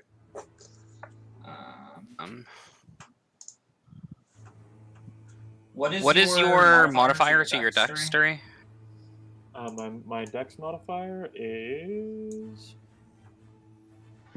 Well, dex score, actually, because it goes off the dex score for the tiebreaker. Okay, Just so so that's that's Well, it goes off of modifier and then score. So yeah, my modifier is +1, and then my score is 12. Okay, so it would go before you. Oh, does that have a 13? Yes. Yes. Alright, and then your third one, you watch as it hits the mephit, and the mephit explodes into shards of ice, and they just sort of fling harmlessly around it. So it didn't matter. Or, oh no, that was the one you rolled before, not this one. Correct. So that was the second level spell. And then I will just move out of the way. So that was this was 10 feet to move here. That's 20 feet. And then can I? Yeah, I'll move. That's 20 feet to there. Can I? Is this door open? It's currently closed, but you can open it. Okay, I'll open it. You interact with objects to open it and go inside, so that way I hopefully don't get attacked. Right, are you leaving it open? Or Or closing it? Well, I already interacted with it, so I have to leave it open. So I open it. That's 25 feet, and then I'll move. Honestly, right here is pretty good cover. I don't want to move it anymore, so yeah, I'll just stay right here, just inside the doorway. Okay. Okay. The ice mephit that took the dodge action last turn is going to fly here, and then 20 feet in the air, and then here. Where? Up on the walkway. You can't see it. Oh. Ah, My axe doesn't reach that far.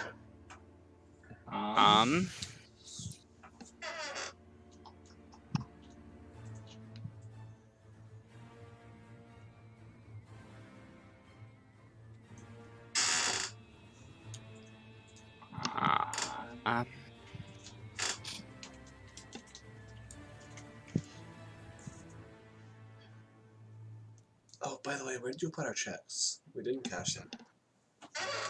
Okay. I wanted to make sure we didn't lose them. Oh shit! I have these. Oh, I didn't fucking know that. Okay. That's cool. Okay, so imagine that this is imagine that this is ice.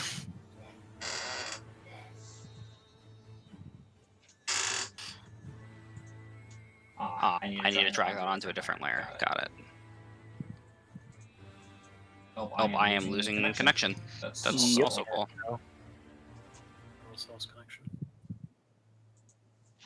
Connection. 20. Do we all just lose connection? Looks like.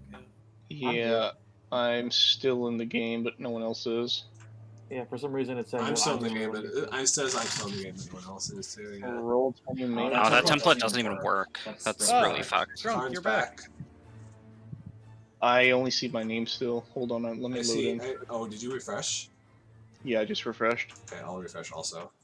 Yeah, I still do not see anyone's name though. I'm sure it's just Roll20 and not us, so there's nothing we can probably do about it.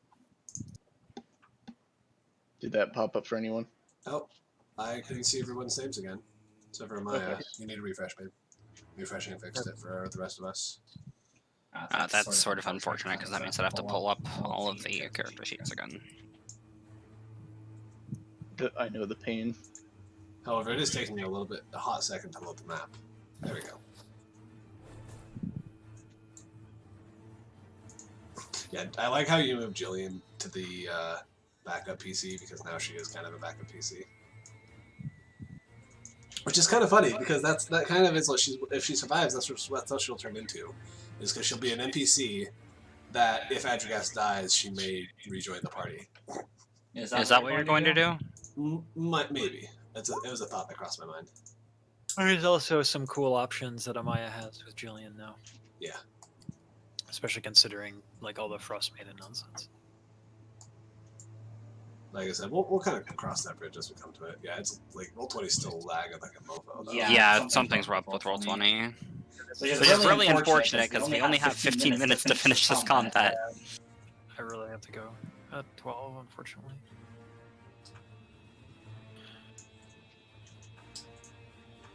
Okay, now it looks to be working. Yeah, it seems better.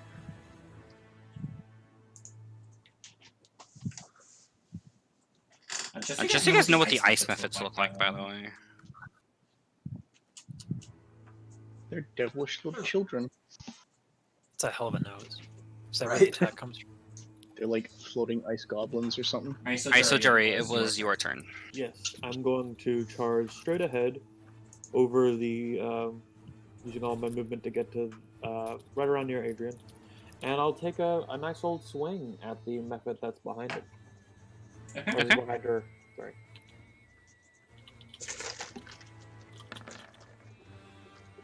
That is going to hit. Oh, by the way, is Adrian still Dury? No, No, she turned back to Adrian. Okay. Yeah. But when I first appeared, I was Dury. There were 2 Duries that spawned. Yes. We will deal with that later. How am I getting back there? Sorry, it's for some reason it's. There we go to my. There's that one-handed. 5 bludgeoning. I see you crash it into the method. It deals more damage than you would have expected. What fuck it? You guys know at this point. I'm not going to say it anymore. They're vulnerable to bludgeoning and fire. Correct? Correct. Yes. Dope. Wow, why would you just metagame that?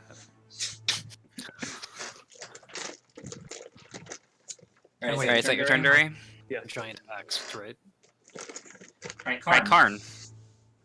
Karn is going to... I can't move that far, damn it.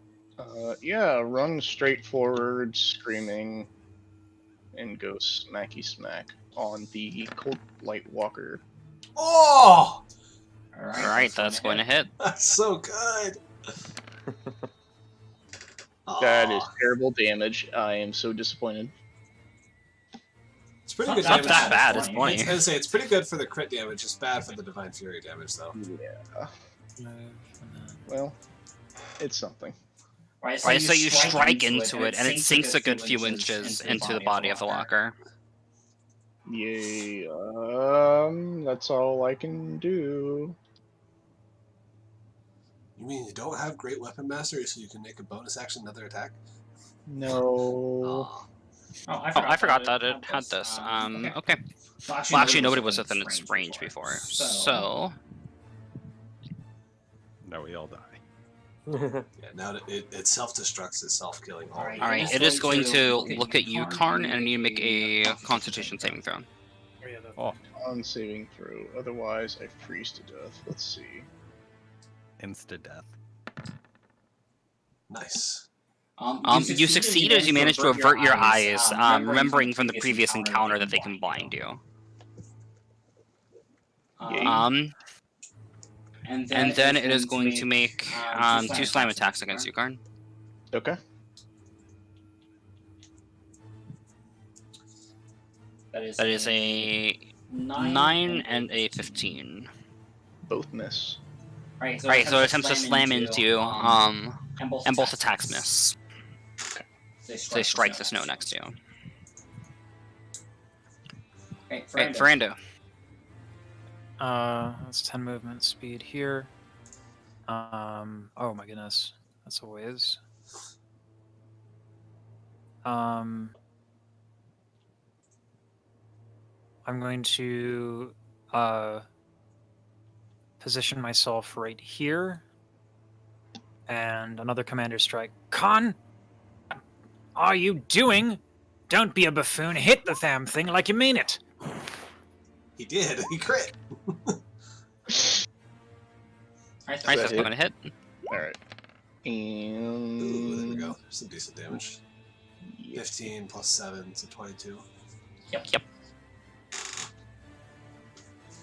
Alright, so you come across the walker once more. It is bloodied. Oh yeah. And that's going to end my turn. Alright. This ice method is going to move here. And it is going to make a Frost Breath attack. So Adrian and Dury, I need you two to make dexterity saving throws. Alrighty then.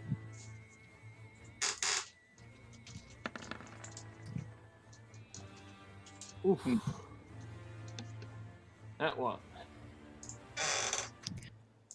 Right, so Dury, you are taking 5 points of cold damage, and Adrian, you are taking 3. Did he fail by more than whatever for the AoE frost damage thing? Yes, he did. Oh boy. So Dury, you suffer 2 points of exhaustion and have frostbite. Oh damn. No point now. Jack Frost.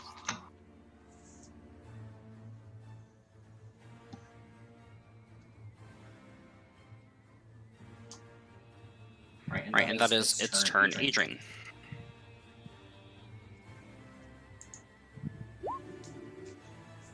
Was that against the walker? Or Yeah. Either way it hits. Yeah, all my attacks are going against the walker. Okay. That That hits. I will Yep. flurry of blows. That one is going to miss. Yep. So you hit it once with the staff, and then you swap to your fist, and you punch it one more time. As it takes 16 points. Is it level 5 when your martial arts goes up to a d6? Probably. It is looking pretty hurt.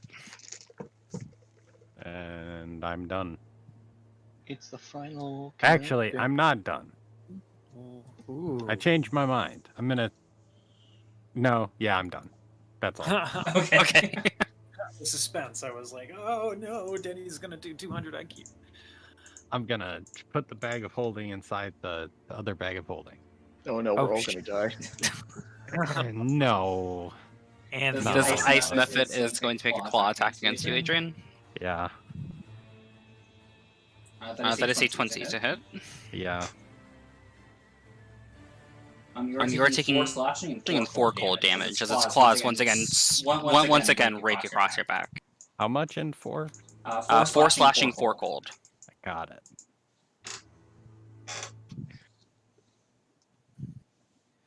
And the next ice method is going to do the same. That is a 16 to hit. That'll miss. Right, so it attempts to claw you, and it gets snagged on your armor. Not able to quite go through. Ah, yes. My wisdom, my armor. Right, at your guest. Alright, I will spend 20 or 15 feet of movement to move here. Oh god! That thing. yeah, that's why I blocked the entranceway.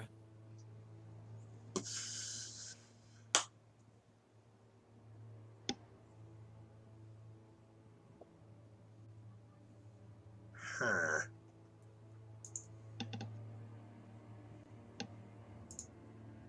Let's do... Yeah, we'll do this. I'll pull a hot pepper out of my satchel, bite it and cast Dragon's Breath. I like that spell. And then I will breathe a cone of fire in front of me at this thing. Okay. On the wood. Oh yeah, on the wood. Just gonna say that. That's a good point. That's a good point, but I know that I wouldn't have thought about that in the moment because I just know that I would have known that, or I would have just remembered. These things don't like fire. That's fine. As That's the fine. building is engulfed. We can jump. We can jump. So yeah, so there's it needs to make a DC 14 Dex save. Oh, nice.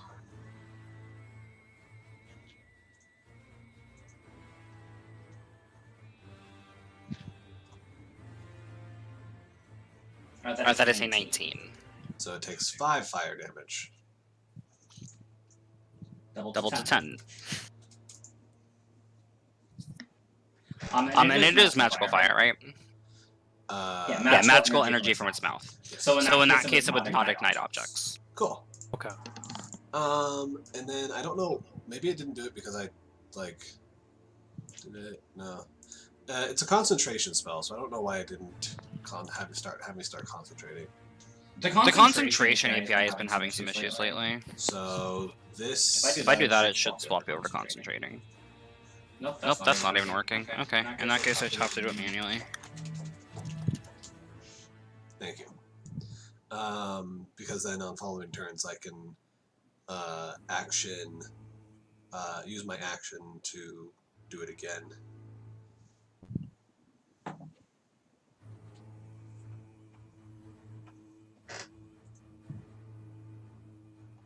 But yeah, that was both my bonus action and my regular action, because bonus action to cast a spell, action to use this spell to... Alright, so that's your turn? No, I'm going to spend 15 feet of movement to move back here. Okay. Now that's my turn. Alright, Ice Buffet is going to move up and is going to make a claw attack against you, Frando. Okay. That is a 15 to hit. That's Right, so it attempts to claw through you, and you manage to pull up your shield in time to block it. Dury. I'm gonna take another swing at the method in front of me. Okay. Ooh, nice. That hits.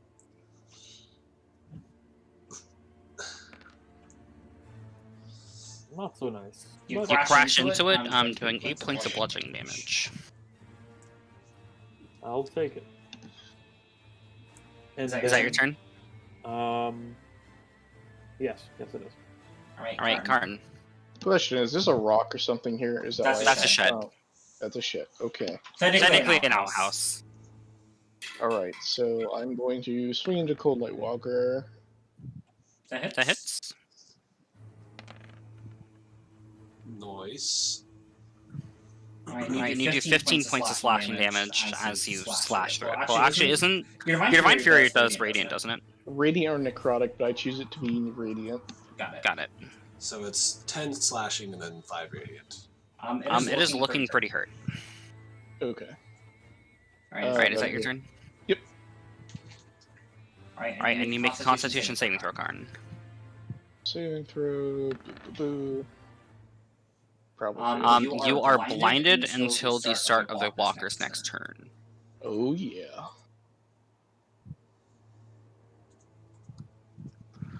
And then it is going to make 2 slam attacks against you. Okay. That is a 20 and a 15. 20 hits, 15 misses. Alright, you are taking 11 points of bludgeoning and then 14 points of cold damage. Damn. Is that reduced down? Yeah. So the 11 would be half to 6, and the cold would be reduced to 7. Okay. Well, So 13 total. In that case, I'm going to use... Can I use my reaction, or did I not state before? To use Stone Endurance to reduce damage even more? Link it? Basically, it's a d12 I roll plus my Constitution modifier, and it reduces damage by that total. Yeah, you can do that. So it'd be 13 minus whatever you roll. Oh, did it not save? No, it did not. Okay.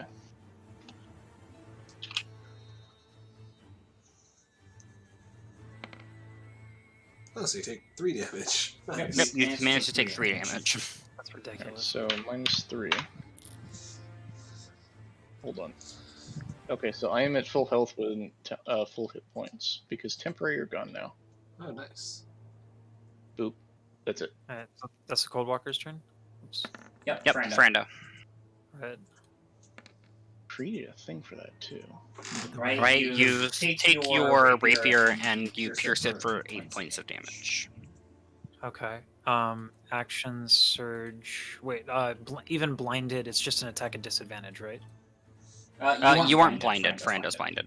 I mean, you aren't blinded. Karn is blinded. My bad. I know, but if I do Commander Strike, it's just an attack roll at disadvantage, right?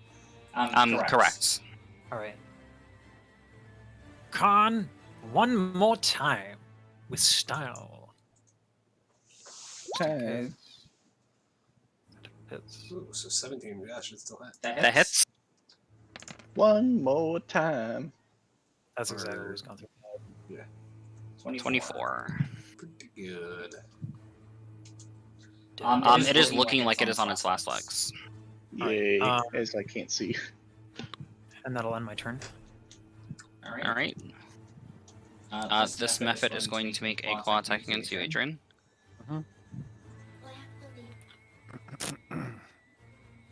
That is a 17 to hit. That is my AC.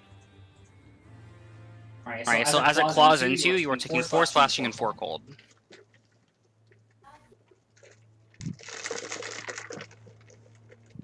Alright, and then it is your turn. I will whack the Frostwhacker. Frostwhacker. Frostwhacker. But we should That just call hits. them Ice Walkers. Alright, so you hit it with your staff, and you watch as its body crumples into this pile of ice. So if it died, is Karn still blinded? Karn is still blinded, yes, because it's essentially like a flashbang. Just because the source of light goes away doesn't mean that you aren't blinded. Okay. So he's blinded until pretty much until the end of his next turn because he went right after the Cold Light Walker, or right before the Cold Light Walker. Correct. You will no longer be blinded at the start of your next, at the end of your next turn. Awesome. I will blindly attack things. Right, is that your turn, Adrian, or are you going to Flurry of Blows? I'm gonna Flurry of Blows. That one, I guess. Okay.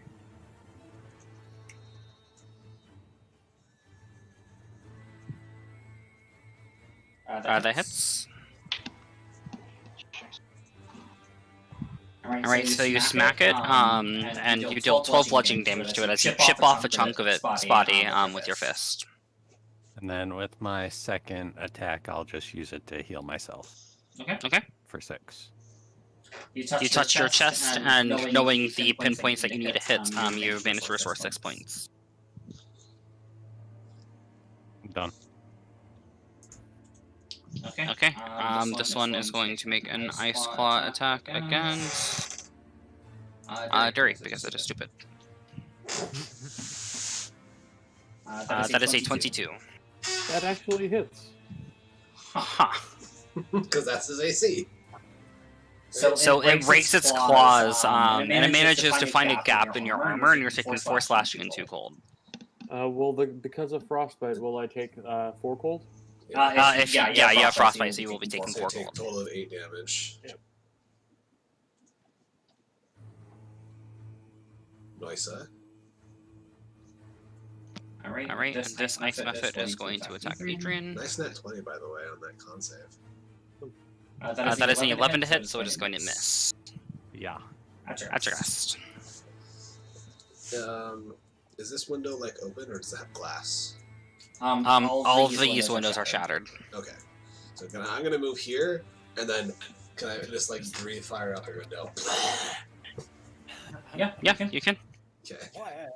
Peekaboo. So yeah, it needs to make another dex save. Pretty good damage. That is a 16. Damn it. So 7 doubled to 14. You managed to melt most of its body away, but it is still standing. Rip. Would it get an attack of opportunity since it through a window? How big is this window? If you can attack through the window, so can it. Okay. Just making sure.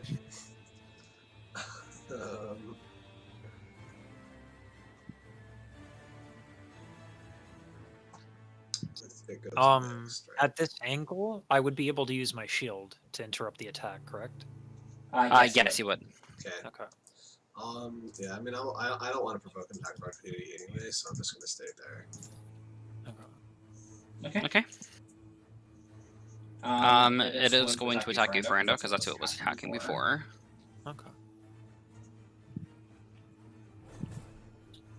That is a 6, so it is going to miss as you block it once again with your shield. Oh, Derry. come on, at least try. Oldie but a goodie.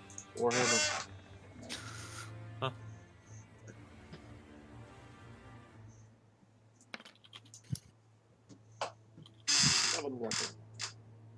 Alright, so I need you guys to make dex saving throws as this method is exploding. And the other method is also going to have to make a saving throw. Do I need to be including that dex saving throw as well? It is in a... Derry is not having a good day. 5 foot radius, so no, you do not. He has died, he's taken so much damage. Woof.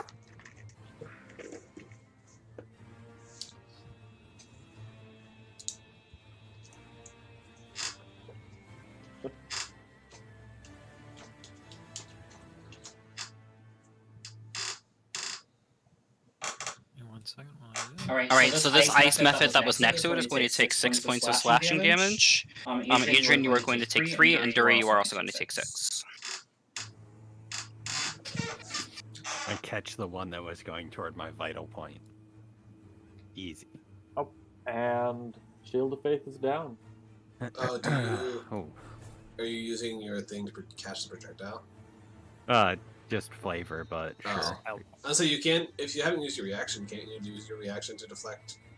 Or to, like, I'm assuming I can't since it's in AoE. Yeah, correct. It's not targeting you. No, okay, But for flavor, I caught one, and that's why I'm taking less damage. It's like a shrapnel bomb going off. You can catch just stabbing it through his hand rather than stabbing it through her, like, stomach. So we can agree that it was anime style, where 2 pointer fingers and the middle finger, boom, just whoosh. Yes. Alright, and is that your turn, Dury? Yeah. I'm gonna be an idiot, and I'm gonna move down as far as I can toward that next method. Okay. You wanna hit me? Hit me. Alright, and Karn. Blinded attack against Purple Boy. Okay. Are you still blinded? Yeah, he is, until the end of this turn. So 12. That's going to hit. Oh. What? Damn. Ooh! Correct. 19. You do more damage while blinded. You watch as parts of his body splinter, and it is bloodied. Alright, that's all we'll do. Alright, you are no longer blinded. The Cold Plate Walker is out of the turn order. Ferrando. Rapier attack. That hits. Alright, and then I need you and Andreas to both make dex saving throws. Oh no. It's fine. I have a pool of 22 hit points before it actually goes to my actual hit points. Alright, so both of you are going to be taking 6 points of slashing damage as the sickles sort of skid across your cheeks. You watch, my Arcane Ward absorbs those 6 hit points. Okay. And then I'm going to go move here, so I take the fall damage, but I move here. Because that was 30. Okay.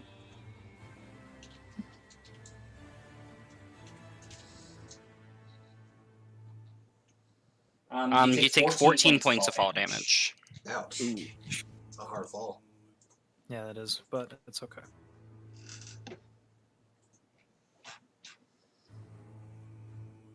Wait, did my token just fucking disappear? No, your token's there.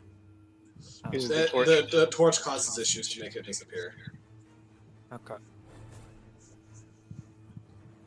Alright, and that ends my turn. Alright. Oh, wait, sorry, bonus action, second wind. Let's just do that. Okay. He's all.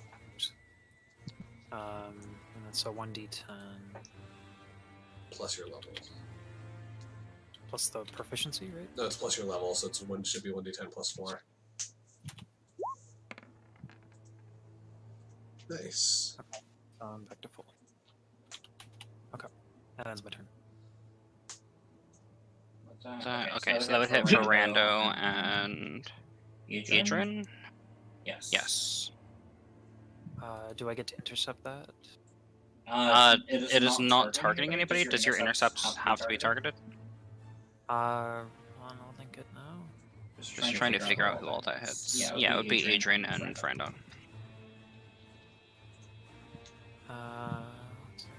Just Lincoln in chat. Yeah.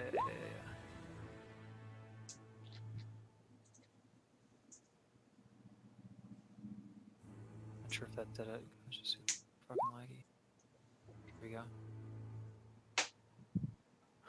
That is Martial Versatility. That is not the right one.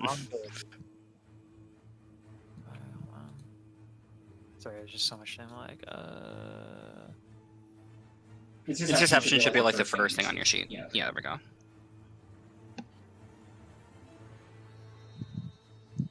So yes, you would still be able to reduce the damage because it's just when an attack hits. So I'll do that for Adrian.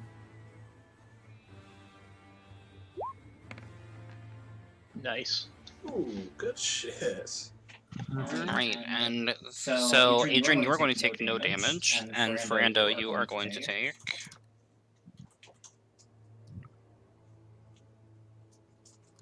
You're frostbitten, right? No. From the explosion thingy jig? No, he only took the 1 point of exhaustion because he only failed it by 1. Right. Okay. So you're going to take 5 points of cold damage as this icy breath hits you. Alright, and Adrian, it is your turn. Alrighty. Yeah, I'll hit the one that's bloodied. Okay. No, I won't. That's going to miss. I'll try to hit the one that's bloodied. That will hit.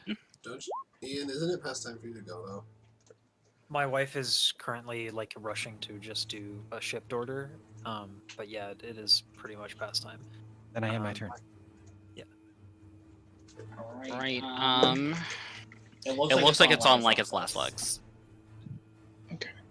That one's out of turn order. This one's gonna make an ice claw attack against you, Adrian. That is a 16 to hit. Nope. Right, so it is going to miss as it snags itself once again on your clothing. Adjogast. Alright. I'm gonna move 10 feet to there. Is the body exploded, right? So it's not there? Yes. So it's not terrain? Correct. Alright, so that's 10, and then that's 15. That's 25 to move to here. I don't have a good... I really don't have a good line of sight. And I just thought the torch would actually be back here, Fernando, because you made a rapier attack back there. Okay.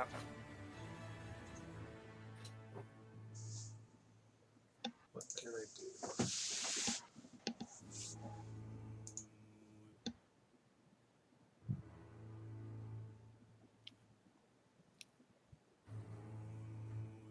I have to pack my bags and stuff, but I'll be back before my next turn. Okay. Alright. I will go ahead and do I'll do magic missile since I don't have really I can see them but I don't have wait, actually no, I'm 20 feet above, so I do have good line of sight of these guys, right? Technically they would be prone, and well, the way that it would rule it is elevated. Like I can shoot over their head to hit the. You can, yes. I'm just trying to think of how it would be ruled because it wouldn't be half cover. It's fine. It's fine. I can figure it out after the session, but it's fine. So just normal attacks, right? Correct. All right. Yeah. So then, in that case, I'm going to expend my last second level spell slot to cast Scorching Ray again. And first one's going to go at this one. Okay. That hits. For 6 fire. Alright, and I need Adrian and Karn to make dex saving throws, as well as the one that is next to it. Oh wait, that was not a saving throw. Excuse me. What's your bonus to saving throws? It's just a 2. So it'll still be 8. So, yeah, so it's the same. Well, no. Or dex... 10, yeah. Excuse me. Well, my dex is a 2, and my saving throw is a +2. Yeah. Then yeah, it'd still be an 8. Because you don't have proficiency in dex saving throws, right? Correct. Yeah. So I failed that. The ice method succeeded.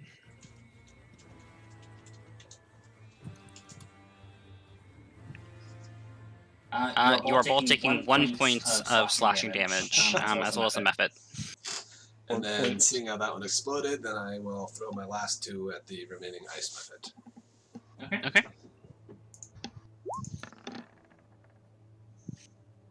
First one's going to hit, second one's going to miss. For 7 fire damage. Double to 14. As part of its body just melts.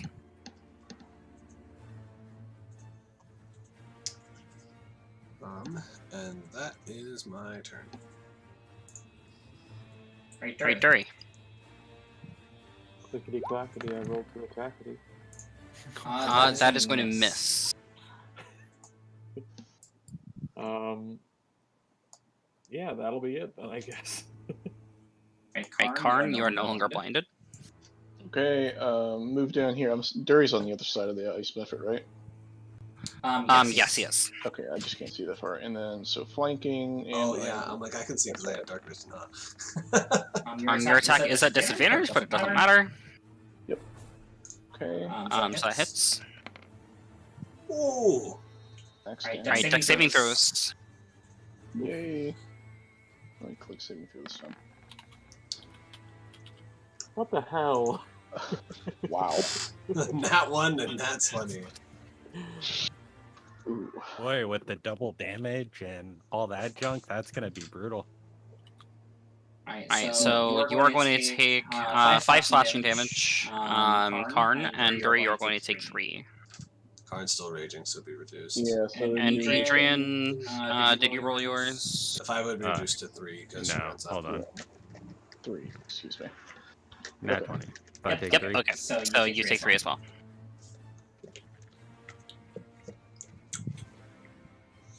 Yay.